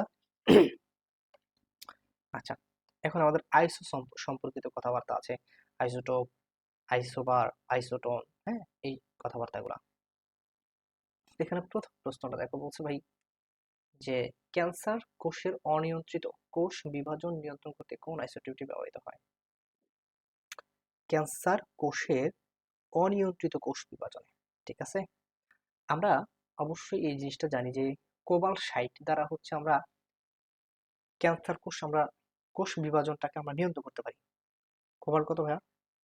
কোবাল্ট-60, এটা দ্বারা হচ্ছে কি করা যায়, আমাদের ক্যান্সার কোষ বিভাজনটা নিয়ন্ত্রণ করা যায়। অনিয়ন্ত্রিত যে কোষ বিভাজনটা, মাইটোসিস কোষ বিভাজন, যার কারণে হচ্ছে আমাদের ক্যান্সার সৃষ্টি হয়। আর এই ক্যান্সারটা কোষ বিভাজনটাকে নিয়ন্ত্রণ করতে কি কোনটা ব্যবহৃত হয় ভাইয়া? কোবাল্ট-60। আচ্ছা, তাহলে আনসারটা কত হইলো? আনসারটা হইলো ডি। আচ্ছা, এরপর দেখো 2 নম্বর প্রশ্নটা দেখো, বলছে আচ্ছা 2 নম্বর প্রশ্ন কি বলছে ভাইয়া? বলছে এই যে দুইটা পরমাণু আছে এরা পরস্পর কি? তো আমি এগুলোর সংজ্ঞা কিভাবে তোমরা চিনবা এগুলো আমি তোমাদেরকে একটু আগে বলছিলাম। দেখো, আমরা একটু চিন্তা করি এদের থেকে এরা পরস্পর কি হয়। দেখো, যদি প্রোটন সংখ্যা সমান হইতো তাহলে আমরা এদেরকে আইসোটোপ বলতাম। এখানে এটার প্রোটন সংখ্যা 6, এটার প্রোটন সংখ্যা 7, তাহলে এখানে আইসোটোপ হওয়ার কোনো অপশনই নেই, এটা বাদ। যদি ভর সংখ্যা সমান হইতো তাহলে আমরা সেটাকে অবশ্যই বলতাম আইসোবার। এখন এখানে আইসোবার হওয়ার কোনো সম্ভাবনা আছে, কারণ ভর এটা 14টা কোনো নাই। আচ্ছা, এরপরে দেখো আমরা এদেরকে বিয়োগ করি ভাই। তাহলে প্রথমটার ক্ষেত্রে তো আমরা বিয়োগ করি, বিয়োগ ফলটা কত আসে? বিয়োগ ফলটা আসে 14 থেকে 6 গেলে কত? 8। 15 থেকে 7 গেলে কত হয়? 8। আমরা বলছি যদি এর মানে দুইটা জিনিসের বিয়োগফল সমান হয় তাহলে সেটা কিন্তু ভাই নিউটন সংখ্যা সমান হয়, নাকি? ভর মাইনাস কি প্রোটন, তাহলে কি ভাই নিউটন, তাহলে এটা নিউটন সংখ্যা সমান। আবার এটাও সেম 8, এটা তাহলে ভাই কি আইসোটোন। কোনোটি নয়, এটা সঠিক হবে না। এগুলো বাচ্চাকালে পড়াশোনা পারবা। আচ্ছা, এই জিনিসটা একটু চিন্তা করো। আবার খেয়াল করি আমি, প্রোটন সংখ্যা দেখো, প্রোটন সংখ্যা দেখো, না সমান না, তাহলে আইসোটোপ হওয়ার সম্ভাবনা নাই। ক্লিয়ার? এইটুকু বুঝতে হবে। এইবার দেখো ভর সংখ্যাটার দিকে আমরা একটু যদি চিন্তা করি, এটা ভর সংখ্যা 40, এটা ভর সংখ্যা 37, তাহলে আইসো বার হওয়ার সম্ভাবনা নাই, কাটা। আচ্ছা, এখন কোনোটিও নয়, এটাও হবে কিনা আইসোটন, একটু চিন্তা করে দেখো। 37 থেকে তোমরা যদি হচ্ছে 37 থেকে যদি হচ্ছে 17 বাদ দাও তাহলে কত আসে? 20। আবার 40 থেকে যদি তোমরা 20 বাদ দাও তাহলে কত হয়? 20। তাহলে অবশ্যই বিয়োগফল সমান হলে সেটাকে নিউটন আইসোটন বলি, তাহলে নিউটন আইসোটন, এটাই হবে আনসার। বলছে তোমার যে ক্যালসিয়াম 20 আছে, 40 আছে, দেখো এখানে প্রোটন সংখ্যা সমান না, তাহলে কখনোই আইসোটোপ হবে না। এইভাবে জাস্ট একটু অ্যানালাইসিস করো। ভর সংখ্যাও সমান না, তাহলে কখনোই আইসোবার হবে না, হবে কি তাহলে আইসোটোন। বিয়োগ করে দেখো না মিলে কিনা। 20 বিয়োগফল, এটার বিয়োগফল কত? 20। আনসার কত? এ। আর কি ইজি কোশ্চেন দিব, আর কি ইজি কোশ্চেন তারা দিবে। দেখো 5 নাম্বার প্রশ্নটা একটু দেখো, এখানে প্রশ্নটা কিছুই দেখা যাইতেছে না। এটা দেখা যাচ্ছে না, এটা আমরা একটু স্কিপ করি, তবে ইজি হবে কোশ্চেনটা। আচ্ছা, থাইরয়েড গ্ল্যান্ড চিকিৎসায় কোনটি ব্যবহৃত হয়? থাইরয়েডের গ্ল্যান্ড চিকিৎসায় কোনটা ব্যবহৃত হয়? আচ্ছা, আয়োডিন 131, বুঝছো? 131 ভরা আয়োডিন হচ্ছে থাইরয়েডের থাইরয়েডের গ্ল্যান্ড চিকিৎসায় ব্যবহৃত হবে। ওকে, তাহলে আনসার করতে হবে এ। নিম্নলিখিত পরমাণু সেটগুলোর মধ্যে কোনটি পরস্পর আইসোটোন? আইসোটোন মানে কি ভাই? তাহলে নিউটন সংখ্যা সমান, নিউটন মানে কি ভাই? বিয়োগফল সমান। তো তুমি একটা জিনিস চিন্তা করো, এখন আমরা এটা একটু বিয়োগ করে দেখি। 14 থেকে 6 গেলে কত? 8। 16 থেকে 8 গেলে কত? 8। আমার তো মনে হয় এটাই আনসার হয়ে যাচ্ছে। হ্যাঁ, অবশ্যই এটাই আনসার হবে, কারণ এগুলো একটু দেখো। 14 থেকে 32 থেকে 14 গেলে কত? 18। 30 থেকে 14 গেলে কত? 16। হচ্ছে না, মিলছে না। এটা হলো কত? 15। ঠিক, এগুলো আর কি দেখবো? এটা তো আমরা মিলিয়ে ফেলছি যে 8 পেয়ে গেছি বিয়োগফল, তাহলে এটাই হবে নিউটন সংখ্যা। আইসোটোপ। প্রকৃতিতে ক্লোরিনের আইসোটোপ সংখ্যা কত? আচ্ছা, প্রকৃতিতে ক্লোরিনের দুইটা আইসোটোপ আছে। একটা হচ্ছে ক্লোরিন 35.5, একটা, আরেকটা হচ্ছে ক্লোরিন 37.5। এই দুইটা হচ্ছে প্রকৃতির ক্লোরিন আইসোটোপ। তাহলে ক্লোরিন আইসোটোপ কয়টা? দুইটা, এবং এই দুইটা। আনসার কত হলো তাহলে? ডি। আইসোবার সমূহের নিউক্লিয়ন সংখ্যা সমান। দেখো, আইসোবার মানে কি ভাই? ভর সংখ্যা সমান। ভর সংখ্যা মানে কি ভাই? নিউক্লিয়ন সংখ্যা। তাহলে আনসার তো এইটি পেলাম। নিউটন সংখ্যা না, হবে না। ইজি, একদম ইজি। নিম্নের কোনটি উক্তিটি সঠিক নয়? আইসোটোপ সমূহ একই মৌলের পরমাণু। অবশ্যই আইসোটোপ সমূহ দেখবা যে তোমরা, যেমন কার্বন 12। কার্বন কত ভাই? 12। সরি, কার্বন কত? 12। আবার ধরো কার্বন হলো কত? 13। তাহলে এটা মৌল কি এক না? অবশ্যই এক। তাহলে এটা কি হবে?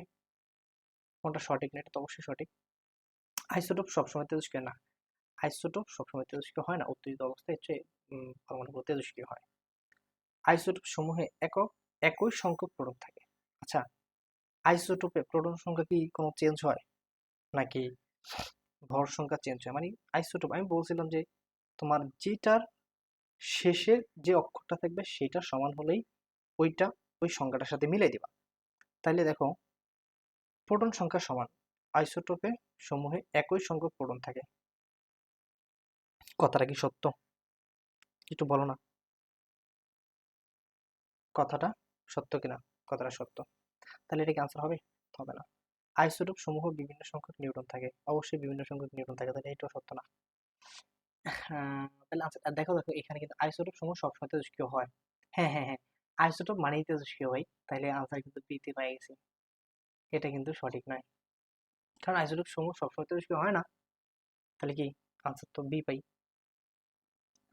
11 নম্বর প্রশ্নটা দেখো, বলছে যেসব পরমাণুর নিউক্লিয়ন সংখ্যা সমান, মানে কি ভাই? ভর সংখ্যা সমান। ভর সমান, আমরা কি বলছি ভাই? ভর সংখ্যা সমান হলে তাদের কি বলা হয় ভাই? আইসোবার বলা হয়। তাহলে 11 নম্বর কি হবে? 11 নম্বর প্রশ্ন আনসার কি হবে? আইসোবার। 12 নম্বর প্রশ্ন দেখো, বলছে একটি মৌলের পরমাণুতে 7টি প্রোটন সংখ্যা, 7টি নিউট্রন আছে। এটি নিম্নের কোন মৌলের আইসোটোপ? দেখো, প্রোটন সংখ্যা 7, নিউট্রন সংখ্যা 7। এটা কি নাইট্রোজেন না? এটা কে না পারবো বলো তো? এটা কোন একটা গাদারে দিলেও এটা সে পারবো। নিম্নের কোন নিউক্লিয়াস যুগলটিকে আইসোটোন বলা হয়? আইসোটোন মানে কি ভাইয়া? তোমার বিয়োগফল সময় যার সংখ্যা মনে রাখবা। এটা দেখো কত? বিয়োগফল 16। এটা হলো কত? 18। এটা হলো কত? তাহলে এটা তো হইলো না, কারণ বিয়োগফল 16 18। 6, এটা হলো 8। এটাও হবে না। 6 থেকে 12 থেকে 6 গেলে 6, আর 7 থেকে 7 গেলে 6, 13 থেকে 7 গেলে 6। তাহলে এটা কিন্তু ভাই মিলে যাইতেছে। এটাই হলো কি? আইসোটোন। আচ্ছা, তাহলে আমরা মোটামুটি 3 নাম্বার টপিকটাও শেষ করলাম ইনশাল্লাহ। এখন 4 নাম্বার টপিকে আমরা ঢুকলাম। ওকে। দেখো ওই 4 নাম্বার টপিকে অনেকগুলো পড়াশোনা, কিন্তু এখান থেকে কোশ্চেন অনেক বেশি আসে, ঠিক আছে। আর চান্স পেতে হলে অবশ্যই যেগুলো একদম মাস্ট লাগবে এগুলো তো অবশ্যই পড়তে হবে, সবগুলোই পড়তে হবে, তবে এগুলোতে একটু বেশি জোর দিতে হবে আর কি। দেখো, তো এখন এখানে তোমার কয়েকটা টপিক থেকে, এই টপিকের ভিতরে আবার কয়েকটা জায়গা আছে, ওগুলো থেকে স্পেসিফিক জায়গা থেকে কোশ্চেন বেশি হয়। এই যেমন কোয়ান্টাম সংখ্যার সেট অনুমোদনযোগ্য কিনা, একটা সেট দিয়ে বলে যে এটা কি কোয়ান্টাম সংখ্যার সেট, এটা হবে কিনা, একটা বলে ইলেকট্রন বিন্যাস দিয়ে বলে, বা ইলেকট্রন বিন্যাস করে করতেও বলে, হুম, বা এটার প্রধান কোয়ান্টাম সংখ্যা বলে দেয়, বা সহকারী কোয়ান্টাম সংখ্যা বলে, এগুলো আমাদেরকে আসলে বের করতে বলে। এরপর অরবিটাল সংখ্যা নির্ণয় করতে বলে, ইলেকট্রন সংখ্যা নির্ণয় করতে বলে। যাই হোক, আমরা একটু সামনের দিকে আগালে অবশ্যই সব দেখবো। দেখো, তো এখানে প্রথম প্রশ্ন, 4 নাম্বার টপিকের প্রথম যে প্রশ্নটা এখানে বলছে যে ভাই প্লাঙ্ক ধ্রুবকের মান কত। আচ্ছা, এটা আশা করি তোমরা সবাই জানো, ছোটবেলা থেকে পড়ে আসছো। প্লাঙ্ক ধ্রুবক H = 6.626 ইন্টু 10⁻⁻13 জুল সেকেন্ড, নাকি? এইটুকু আশা করি সবাই জানো, আর কিছু জানা লাগবে না। আচ্ছা, এখন এইটাকে যদি তুমি অন্য এক একটা ফরম্যাটেও কিন্তু নিতে পারো। দেখো, এই জিনিসটাকে তুমি যদি একটা মানে আর্গ এককে চিন্তা ভাবনা করো। দেখো, প্রথম প্রশ্নটা কিন্তু আর্গ এককে চিন্তা ভাবনা করছে। তুমি এটা কি করবে? 10⁻7 দিয়ে গুণ করে দিবা না? এত আর্গ করবা কিনা? অবশ্যই করতে হবে। আর্গ মানে কিন্তু 10⁻7। তাহলে তুমি এটাকে 10⁻7 দিয়ে গুণ করলে থাকলো কত? 6.626 থেকে গেল 10 পাওয়ার কত হলো? এটা হলো প্লাস, এটা হলো মাইনাস। তাহলে কত বিয়োগ যাবে? কত হবে? -27 থাকবে। এত আর্গ সেকেন্ড। তুমি যদি এই জিনিসটাকে এখানে তো আসছে নাকি, এখন এখানে আমার একটা ফরম্যাট দেখেছে 66.2626 ইন্টু 10⁻28, এখানে এই ফরম্যাটটা দেওয়া আছে। দেখো তো এটা মিলে কিনা। মিলবে। জাস্ট তুমি 10 পাওয়ার মানে জাস্ট তুমি এটার সাথে 10 গুণ করে দাও, নাকি? মিলবে না? এখানে তুমি এখানে 66 আনতেছো, ঠিক আছে, একটা করে সামনে আগে আনতেছো, মানে কি ভাই, এখানে 10 পাওয়ার কত হয়ে যাবে? -28 হয়ে যাবে, ঠিক আছে না? দেখ, আমি এত গুণ করে আর দেখাবো না। তুমি যদি একটা করে সামনে আগে নিয়ে আসো, তাহলে জিনিসটা কিরকম হবে? 66 তুমি নিয়ে আসবা, তাহলে কত থাকলো? 26 ইন্টু কত হলো, এক ঘর আগানোর জন্য 10 পাওয়ার -20 কত হবে? 8 হয়ে যাবে না? আর্গ সেকেন্ড, নাকি? আচ্ছা, তুমি যদি আরো একটা ঘর আগায় নাও, তাহলে আরো এক বাড়বে, নেগেটিভ হবে। 62.6 ইন্টু 10 পাওয়ার কত হবে? -28 জায়গায় কত হয়ে যাবে? 9 আর্গ সেকেন্ড হয়ে যাবে না? মিললো কিনা? তাহলে এটাও মিললো, এটাও মিললো, এটাও মিললো, সব কয়টি। তাহলে ডি নাম্বার ইজ আনসার, নাকি? অবশ্যই ডি আনসার। এইবার 2 নম্বর প্রশ্ন দেখো, বলছে প্রতিটি এল এর মানের ক্ষেত্রে এম এর মান কোনটা হবে? এইটা, এই প্রশ্নগুলো যে কি পরিমাণ আসে ভাই, সব সময় মাথায় রাখবা, এল যদি 2 হয়, এল যা হবে, ধরো এল 2, এম 2 এর সাথে তুমি 2 গুণ করবা, মানে যা হবে তার সাথে 2 গুণ +1, তাহলে কত পাবে? 5। এইটাকে যদি আমরা একটা সূত্রে নেই, তাহলে কি হয়? আমরা লিখতে পারি 2l + 1, নাকি? লিখতে পারি না? অবশ্যই লিখতে পারি। তো এইটুকু মাথায় রাখবা, যদি সূত্র হিসেবেও মাথায় রাখো, তাহলে রাখতে পারো এল এর মান 12 + 1, এম এর মান এল এর জন্য কত হবে? 12 + 1। আর এটা সংক্ষেপে তুমি যে বুঝতেছো, এটা এইভাবেই হয়। তাহলে আনসারটা কি হয়? বি হয়। 3 নাম্বার কোশ্চেনটা দেখো, উপশক্তি স্তর এস এর জন্য এল ও এম এর মান কোনটা? সার্বজনীন, সারা জীবনের জন্য সত্য, এই চারটা কথা একটু লিখবা, নোট করবা, মনে রাখবা উপশক্তি স্তর এস এর জন্য সবসময় মান 0, পি এর জন্য মান হবে 1, ডি এর জন্য মান হবে 2, এফ এর জন্য মান হবে কত? 3। এস এর জন্য যদি 0 হয় তাহলে এল এর মান কত? এল এর মান হচ্ছে আমরা জানি যে n মাইনাস 1, n এর মান কত হলো ভাইয়া? 0। তাহলে কত হবে বলো না? তাহলে এটার মানটা হবে কত? অবশ্যই 0 হয়ে যাবে, তো মানই তো নাই, কি বিয়োগ করবার? এস এর মান কত হবে? 0। আর এম এর মানটা কত হয়? এম এর মানটা আমি বলছিলাম যে প্লাস মাইনাস এল 0 সহ, 0 সহ। এখন এল এর মান যদি 0ই হয় তাহলে এটার মান কত? 0ই হবে। আচ্ছা, তাহলে আনসার কত হলো? সি। এস এর জন্য এল এর মানও 0 হবে, এম এর মানও 0 হবে, কারণ এস এর মানে তো 0। ওকে, 3 নম্বর প্রশ্ন দেখো, উপশক্তি স্তর পি এর জন্য এল এবং এল আর হচ্ছে এম এর মান কোনটা? আমরা জানি পি ইকুয়াল টু কত হয়? পি এর মান জন্য 1, এল এর মান কত হয়? 1 হয়। আচ্ছা, পি এর জন্য যদি আমাদের এল এর মানটা 1 হয় তাহলে তুমি চিন্তা করো, পি এর জন্য এল এর মান কত হলো? 1, তাহলে এম এর মানটা কত হবে? আমি বলছিলাম যে প্লাস মাইনাস এল, তাহলে এল কত? 1 সহ 0, তাহলে টোটাল মানটা আসলে কত? 0, মাইনাস 1, প্লাস 1, এরকম হতে পারে। এরকম আছে কোথাও? এল এর মান 1, এটাই তো মিলে যাচ্ছে, এ নাম্বার আনসার। 5 নাম্বার কোশ্চেনটা দেখো, চুম্বকীয় কোয়ান্টাম সংখ্যার কি নির্দেশ করে? আচ্ছা, একটা অরবিটালের বা অরবিটে তোমার এক একটা জিনিস এক একটা মান জিনিস নির্দেশ করে। যেমন তুমি যদি হচ্ছে তোমার প্রধান কোয়ান্টাম সংখ্যার কথা চিন্তা করো, প্রধান কোয়ান্টাম সংখ্যা, প্রধান কোয়ান্টাম সংখ্যা, প্রধান কোয়ান্টাম সংখ্যা, তো এই প্রধান কোয়ান্টাম সংখ্যা এটা হচ্ছে তোমার অরবিটাল, যে অরবিট আছে না, নট অরবিটাল, এটা কিন্তু অরবিট, অরবিট, অরবিটের আকার নির্দেশ করবে। ওকে, আচ্ছা, এখানে বলছে চুম্বকীয় কোয়ান্টাম সংখ্যা, আমি আরো একটু লিখি তাহলে। প্রধান কোয়ান্টাম সংখ্যার পর কে থাকে? সহকারী কোয়ান্টাম সংখ্যা। এটা হচ্ছে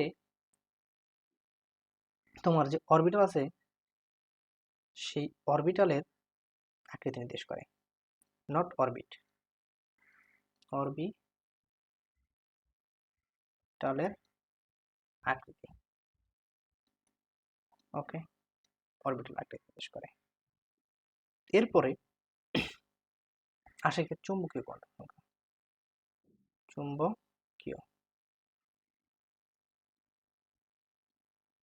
চুম্বকীয় কোয়ান্টাম সংখ্যা হচ্ছে ত্রিমাত্রিক দিক বিন্যাস নির্দেশ করে, দিক বিন্যাস। ওকে, এরপর হচ্ছে স্পিন।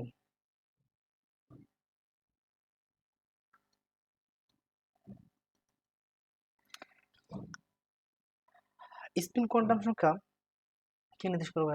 ইলেকট্রনের ঘূর্ণন। ওকে, এখন প্রধান কোয়ান্টাম সংখ্যা অরবিটের আকার নির্দেশ করে, পাইলাম আকার। সহকারী কোয়ান্টাম সংখ্যা অরবিটাল আকৃতি নির্দেশ করে, ত্রিমাত্রিক দিক বিন্যাস নির্দেশ করে। চুম্বকীয় কোয়ান্টাম সংখ্যা ইলেকট্রনের ঘূর্ণন নির্দেশ করে হচ্ছে স্পিন কোয়ান্টাম সংখ্যা। তাহলে ভাই চুম্বকীয় কোয়ান্টাম সংখ্যার কাজটা কি পড়ছিলাম এখানে? ত্রিমাত্রিক দিক বিন্যাস নির্দেশ করে, তাহলে কি নির্দেশ করে? দিক বিন্যাস। তাহলে আনসার কত হবে? সি। দিক কোথায় আছে? সি তে আছে। ওকে, পাঁচের আনসার কত হবে তাহলে? সি। 6 নম্বর প্রশ্ন দেখো, বলছে চুম্বকীয় কোয়ান্টাম সংখ্যা m এর 7টি মান পাওয়া যায় সহকারী কোয়ান্টাম সংখ্যা l এর কোন মানের জন্য? একটু চিন্তা করো তো। আমি বলছি l এর m এর মান সমান সমান 0 সহ প্লাস মাইনাস l। এখন তুমি একটা সূত্র আমি বলে দিয়েছিলাম যে 12 প্লাস 1। এখন এই l এর মানটা কত বসালে 7 হবে? যদি আমি 1 বসাই তাহলে 3 হবে, 2 বসাইলে 5 হবে, যদি আমি 3 বসাই দিই কত হলো 7, তাহলে আনসার কত হবে? বি। চুম্বকীয় কোয়ান্টাম সংখ্যা 7টি মান পাওয়া যাবে সহকারী কোয়ান্টাম সংখ্যা l এর মান 3 হয়। 7 নম্বর প্রশ্নটাতে একটু দেখো, বলছে চুম্বকীয় কোয়ান্টাম সংখ্যার মান নির্ভর করে। আচ্ছা, চুম্বকীয় কোয়ান্টাম সংখ্যার মান কিসের উপর নির্ভর করে? প্রধান কোয়ান্টাম সংখ্যার উপর নির্ভর করে? কে ভাই, প্রধান কোয়ান্টাম সংখ্যার উপর কিনা নির্ভর করবে না, সহকারী কোয়ান্টাম সংখ্যার উপর নির্ভর করে অবশ্যই, কারণ সহকারী কোয়ান্টাম সংখ্যা হচ্ছে l এর মান যা হবে m এর মান 0 সহ প্লাস মাইনাস তা, তাহলে সে নির্ভর করতেছে কার উপরে? অবশ্যই সহকারী কোয়ান্টাম সংখ্যা l এর উপরে।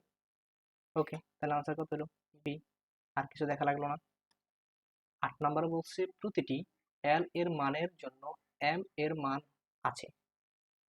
প্রতিটি l এর জন্য m এর মান আছে, অবশ্যই এটা একটা জাস্ট একটা সূত্রটা, ওই সূত্রটা 12 প্লাস 1, একটু আগে আমরা এটার মান আমরা বের করছি। 12 প্লাস 1 দেয়া 3 বসাইছিলাম 7 হয়েছিল, ঠিক আছে না? তাহলে আনসার কত হলো? ডি। আচ্ছা, বলছে অরবিটালের 4d অরবিটালের কোয়ান্টাম সংখ্যার কোন সেটটি সঠিক? তোমরা একটু চিন্তা করতে ভাই, 4d অরবিটাল যদি হয় তাহলে এটার জন্য আমাদের n এর মানটা কত হবে? প্রধান কোয়ান্টাম সংখ্যার মান কত হবে? অবশ্যই 4 হবে। আচ্ছা, ডি এর জন্য আমরা জানি l এর মান কত হয়? 2 হয় না? আচ্ছা, l এর মান যদি 2 হয় তাহলে m এর মানটা কত হবে? আচ্ছা, m এর মানটা কত হইতে পারে? সেটা আমরা একটু পরে চিন্তা করছি, আগে আমরা একটু দেখি। n এর মান ঠিক আছে 4, হ্যাঁ এটা ঠিক। l এর মান কি 0 না? l এর মান সর্বনিম্ন 2 হইতে হবে, তাহলে এটা কি আনসার হওয়ার কোনো পসিবিলিটি আছে? নাই। সামনের দিকে আর আগানোর দরকার নাই। n এর মান 4 এটাতে দেওয়া আছে, l এর মান 1 কি হবে না? অবশ্যই l এর মান 2 হবে, এটাও সামনের দিকে আমরা আগাবো না। n এর মান 4, l এর মান কত হইতে পারে? 2। অবশ্যই মিলছে l এর মানটা। আচ্ছা, l এর মানটা যদি 2 হয় তাহলে ভাই m এর মানটা কত হবে? প্লাস মাইনাস 2, 0 নাকি? সরি 1 আছে না?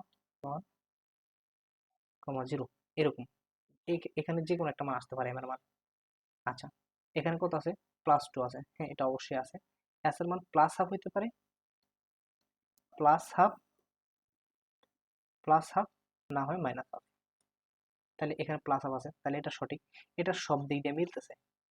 দেখো এটার ক্ষেত্রে l এর মান মিলতেছে, l এর মান 3 হয়ে গেছে, এটা তো মিলতেছে না, তাহলে এটাও বাদ। এগুলা তোমার পারা লাগবে না, জাস্ট তুমি একটু অপশন অ্যানালাইসিস করো, মাথাটা খাটায়া অপশনটা একটু অ্যানালাইসিস করো, ইনশাআল্লাহ তুমি পেরে যাবা। তাহলে এটাও বাদ। 10 নম্বর বলছে ডি উপশক্তি স্তরের জন্য m এর মান কয়টা? আমরা জানি ডি এর ক্ষেত্রে l এর মান কত হবে? 2। তাহলে l এর মান যদি 2 হয়, m এর মান কত হবে? Plus minus 1, plus minus 2, 0। Record হলো 5টা। ওকে, 5টা। Answer D. উপশক্তি স্তরগুলোর মধ্যে কোনটি উচ্চ শক্তি স্তরের? আচ্ছা দেখো, উপশক্তি স্তরগুলোর মধ্যে কার সবচাইতে বেশি শক্তি এটা হিসাব করা একটা সিস্টেম আছে। সিস্টেমটা দেখো, 3 প্লাস ডি এর জন্য আমরা জানি কত ভাইয়া? ডি এর জন্য তাহলে মান হচ্ছে কত? 2, তাহলে কত হলো? 5। 4 প্লাস ডি এর জন্য মান কত? 2 ইজ ইকুয়ালস টু কত? 6। এরপর হলো 5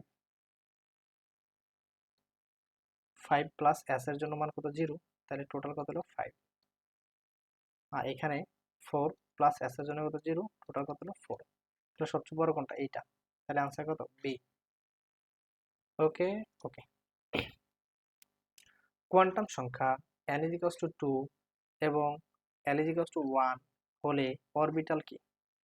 দেখো n এর মান সমান কি ভাই 2, l এর মান 1 হলে অরবিটালটা কিরকম হয়? দেখো n এর মান 2 মানে প্রধান কোয়ান্টাম সংখ্যা কত ভাই 2, আর l এর মান 1 মানে কি ভাই? আমরা জানি s is equals to হয়, আমরা জানি হচ্ছে s is equals to 0, p is equals to কত ভাই 1, d is equals to কত 2, আর f is equals to কত হয়? f is equals to হয় 3। তাইলে এখানে আছে l, এখানে আছে 1, 1 মানে কি ভাই? 1 মানে হচ্ছে p, তাইলে আসবে কত 2p নাকি? অবশ্যই এটা 2p আসবে। তাহলে 12 নম্বরের আনসারটা কত হবে? 12 নম্বরের আনসারটা হবে সি। ওকে, সি। আচ্ছা, এরপর 13 নম্বর দেখো ভাই, উপশক্তিস্তরগুলোর উপশক্তিস্তর f এর জন্য l এর মান কত? দেখো f না, আমরা একটু আগেই বলছিলাম s এর মান 0, d এর মান p এর মান হচ্ছে 1, d এর মান 2, f এর মান 3, তাহলে এটা তো আর করা লাগবে না। 14 নম্বরে বলছে পরমাণু কোন উপশক্তি স্তরে সর্বোচ্চ সংখ্যক ইলেকট্রন থাকতে পারে? আচ্ছা, কোন একটা পরমাণু আছে, এই পরমাণু উপশক্তি স্তরে সর্বোচ্চ সংখ্যক ইলেকট্রন থাকতে পারে, এইটা একটু মাথায় রাখবা। তুমি এটা মাথায় রাখবা যে পরমাণু পরমাণুর শক্তি স্তরে শক্তি স্তরে সর্বোচ্চ সর্বোচ্চ অরবিট অরবিট সংখ্যা, ওকে, সমান সমান n স্কয়ার বা প্রধান কোয়ান্টাম সংখ্যা। পরমাণু শক্তি স্তরে, ধরো উপশক্তি স্তরে, ওকে, সর্বোচ্চ অরবিট সংখ্যা 2n স্কয়ার, ওকে, সরি এটা হচ্ছে আমাদের 2n স্কয়ার, এটা হচ্ছে আমাদের পরমাণু শক্তি স্তরের সর্বোচ্চ অরবিট সংখ্যা না, এটা হচ্ছে অরবিটাল, ওকে, অরবিটাল সংখ্যা, আর এটা হচ্ছে ইলেকট্রন সংখ্যা, ইলেকট্রন সংখ্যা সংখ্যা okay?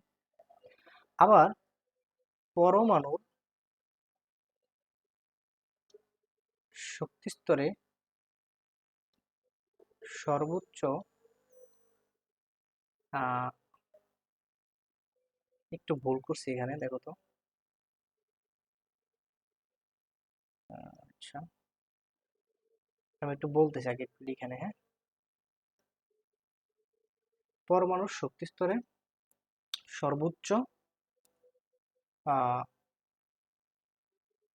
পরমাণু শক্তি স্তর না, উপশক্তি স্তরে, সরি, উপশক্তি স্তরে সর্বোচ্চ অরবিটাল সংখ্যা, ওকে, অরবিটাল সংখ্যা সমান সমান 2l+1। আর পরমাণুর উপশক্তি স্তরে সর্বোচ্চ ইলেকট্রন সংখ্যা, ইলেকট্রন সংখ্যা 2 × 2l+1। তাহলে একটু মনে রাখবা যে পরমাণুর শক্তি স্তরে, কোথায় ভাই? শক্তি স্তরে সর্বোচ্চ অরবিটাল সংখ্যা, কি সংখ্যা? অরবিটাল সংখ্যাটা ভাই, এটা বের করে সূত্র হচ্ছে n স্কয়ার। পরমাণু শক্তি স্তরে সর্বোচ্চ ইলেকট্রন সংখ্যা বের করার সূত্র হচ্ছে কি ভাই? 2n square. আবার পরমাণু উপশক্তি স্তরে সর্বোচ্চ অরবিটাল সংখ্যা বের করার সূত্র হচ্ছে 2l+1, ওকে। আর উপশক্তি স্তরে সর্বোচ্চ ইলেকট্রন সংখ্যা বের করার সূত্র হচ্ছে 2 × 12+1।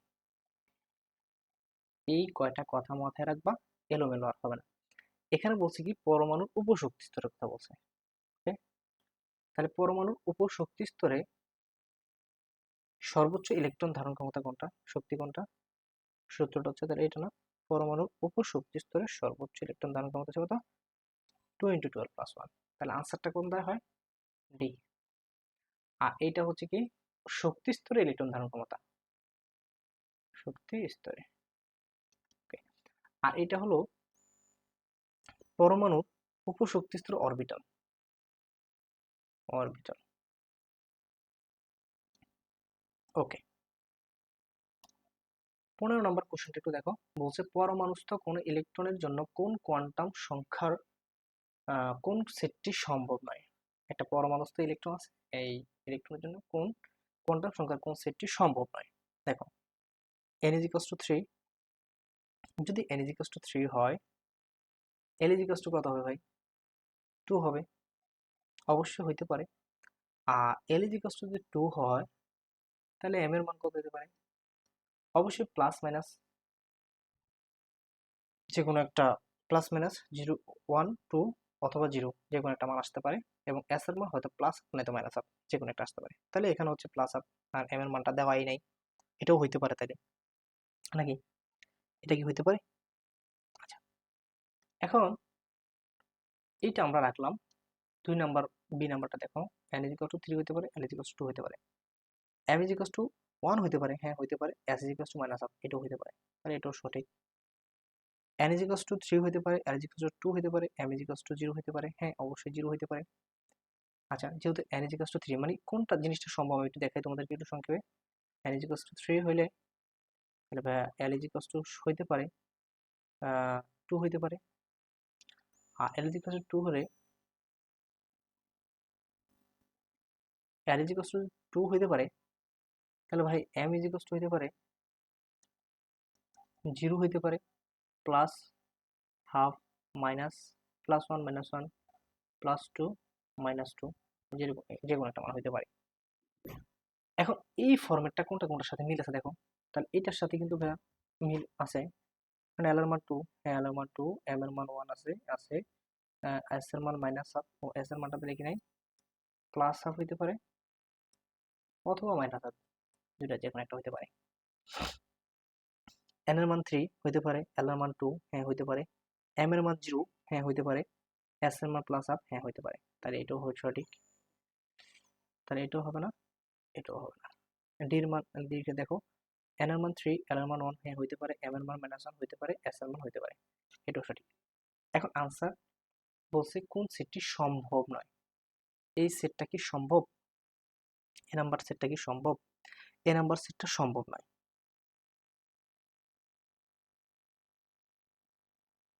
কারণটা কি? দেখো, এটার কারণটা মূলত কি, এখানেও তো ভাইয়া একটা প্লাস আপ আছে, প্রবলেমটা কোথায়? তবে এখানে কিন্তু ভাইয়া এম এর মানটা আবার নাই। কারণটা হচ্ছে একটা ইলেকট্রন কিন্তু দেখবা যে হচ্ছে একটা, যে টোটাল যে একটা সার্কেল থাকে, মানে আমাদের এই ইলেকট্রনের যে একটা ফুল কক্ষপথ থাকে, এটার অর্ধেকটা ঘুরতে পারে ফুল ঘোরার। তো এখন সে যদি হচ্ছে অর্ধেকটা ঘুরে, অর্ধেকটা ঘোরার পরে এটা হয় ঘড়ির কাঁটার দিকে যায় একবার, আবার হচ্ছে বিপরীত দিক হতে ও কিন্তু তোমার যে স্পিনটা আছে না, স্পিনটার কোয়ান্টাম সংখ্যা তোমার প্লাস হাফই হইতে পারবে, কিন্তু এটা মাইনাস হাফ হইতে পারবে না। ঠিক আছে? তো এই সেটটা আসলে সম্ভব নয়। এটা আসলে কোশ্চেনটা একটু কেমন জানি একটু এলোমেলো করছে। যাই হোক, তোমরা আনসারটা হবে এ। এটাকে এ অ্যান্সার হিসেবে ধরে নেবা। আর 16 নম্বর প্রশ্ন, ম্যাগনেটিক কোয়ান্টাম সংখ্যা কিভাবে কক্ষপথে ইলেকট্রন অবস্থানের দিক নির্দেশ করে? কক্ষপথের আকৃতি নির্দেশ করে না, আকৃতি নির্দেশ করে কিভাবে? আকৃতি নির্দেশ করে চুম্বকীয় কোয়ান্টাম, সহকারী কোয়ান্টাম সংখ্যা নির্দেশ করে আকৃতি, সহকারী। ওকে, সহকারী কোয়ান্টাম সংখ্যা কি নির্দেশ করে? আকৃতি নির্দেশ করে। এটা আমরা অনেক একটু আগে দেখছিলাম। ইলেকট্রনের ঘূর্ণনের দিক নির্দেশ করা হচ্ছে স্পিন কোয়ান্টাম সংখ্যা।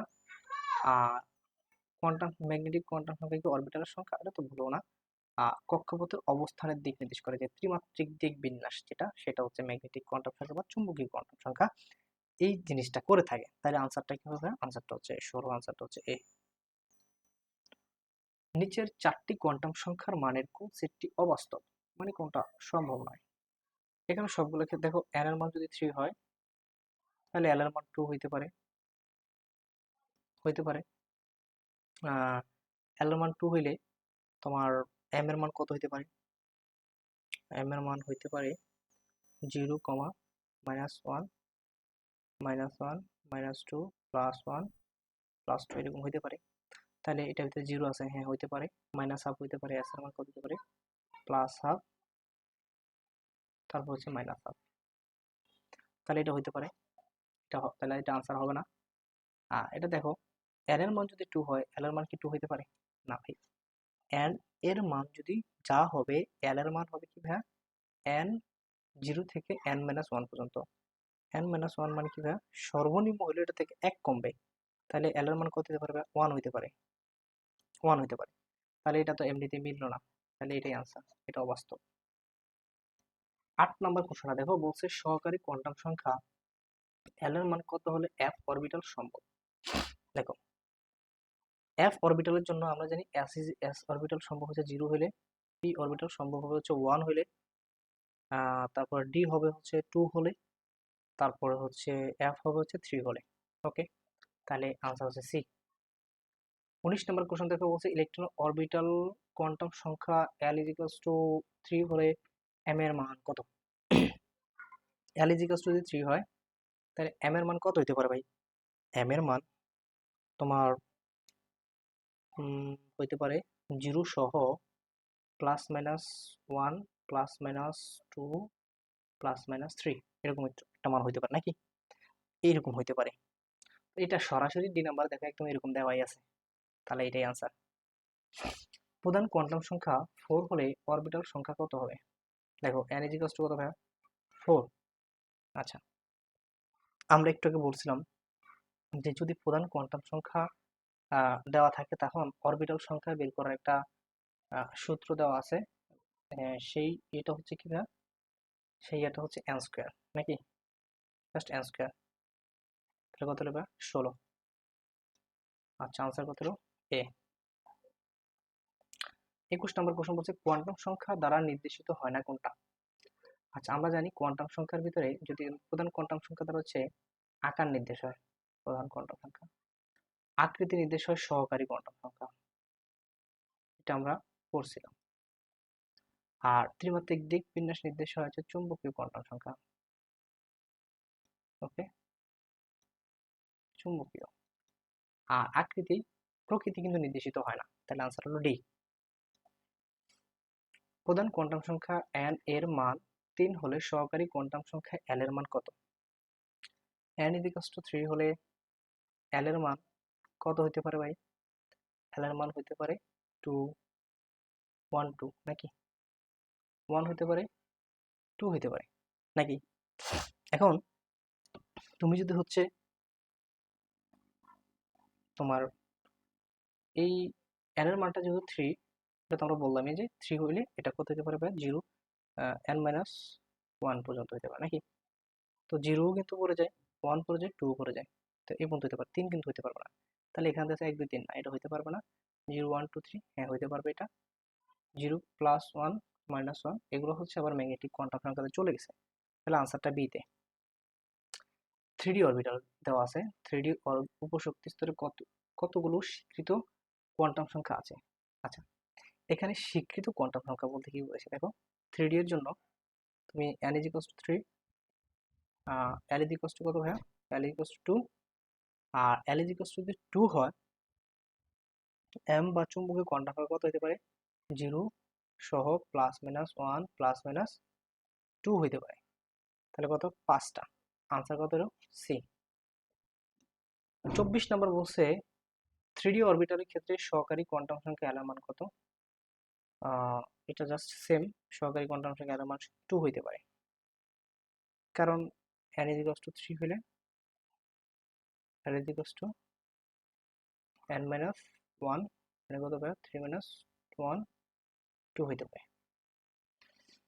আচ্ছা, 25 নম্বর বলছে 4p অরবিটালের ক্ষেত্রে প্রধান কোয়ান্টাম সংখ্যা n এবং সহকারী কোয়ান্টাম সংখ্যা l এর মান কত? 4p অরবিটাল, তাইলে আমাদের n এর মান কত হবে? 4। আর সহকারী কোয়ান্টাম সংখ্যা l এর মান কত হবে? p মানে কি ভাইয়া? 1, তাহলে কত হলো? 4, 1 নাকি? এটা আছে এই ফরম্যাটে বি তে। আগে n এর মান চাইছে, পরে কিন্তু ভাইয়া 3 মান চাইছে, ঠিক আছে? তাহলে আনসারটা কত হলো? আনসারটা হলো বি। আমরা 26 নম্বর বলছে এম শেলে এর উপশক্তি স্তর কয়টি? এম শেল, ঠিক আছে? এম শেলে আমরা জানি যে তোমার কে, তারপরে এল, তারপরে এম না? তাহলে কত নাম্বার ভাইয়া? 3 নাম্বার না? এটা হচ্ছে কয় নাম্বার? 3 নাম্বার। আর এটার উপশক্তি স্তর কয়টা? 3টা। ওকে। এরপরে 27 নম্বর প্রশ্ন বলছে কোন অরবিটালটি সম্ভব নয়? 3f অরবিটাল কি সম্ভব? এটা কখনোই সম্ভব না, এটা দেখলেই পারবা তুমি। 27 নাম্বার বলছে, 28 নাম্বার দেখো, কোয়ান্টাম সংখ্যার কোন সেটটি নিষিদ্ধ? n is equals to যদি 1 হয়, l এর মান 0 হইতে পারে না? পারে। m এর মানও 0 হইতে পারে, s এর মান প্লাস হইতে পারে। তাহলে এটা তো হবে না, এটা সঠিক। n is equals to 3 হলে l এর মান 2 হইতে পারে, l এর মান 2 হলে m এর মান -1 হইতে পারে, হ্যাঁ হইতে পারে। তাহলে এটাও হবে না। n এর মান 2 হলে l এর মান কি 2 হইতে পারে? n এর মান যদি 2 হয়, l এর মান হবে n - 1, মানে কত হয়? 2 - 1 is equals to 1 হইতে পারে সবার। তাহলে এটা আনসার বাদ, তাহলে এটা হচ্ছে নিষিদ্ধ, এটাই সঠিক।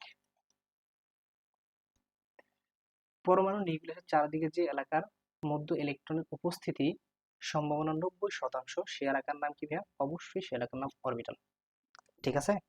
পরমাণুর যেই মানে যে স্থানে 90 থেকে 95% হচ্ছে তোমার ইলেকট্রন থাকবে, ইলেকট্রনের উপস্থিতির সম্ভাবনা থাকে, ইলেকট্রন থাকার সম্ভাবনা থাকে, সেটাকে কি বলা হয় ভাইয়া? অরবিটাল। সম্ভাবনা থাকে। পরমাণুর যেই স্থানে ইলেকট্রন থাকার সম্ভাবনা 90 থেকে 95%, সেই স্থানটাকে আমরা কি বলি ভাইয়া? অরবিটাল। তাহলে আনসারটা হলো কি? সি। আচ্ছা, তো আমাদের হচ্ছে মোটামুটি 4টা টপিক শেষ, আর বেশি নাই। হয়তো আরেকটা ক্লাস খুব ছোট হবে, আমরা হচ্ছে ওই ক্লাসে হচ্ছে বাকি যে টপিকগুলো আছে ওগুলো ইনশাল্লাহ শেষ করে দেবো ইনশাল্লাহ। সেই পর্যন্ত সবাই সুস্থ থাকবা, ভালো থাকবা। আল্লাহ হাফেজ।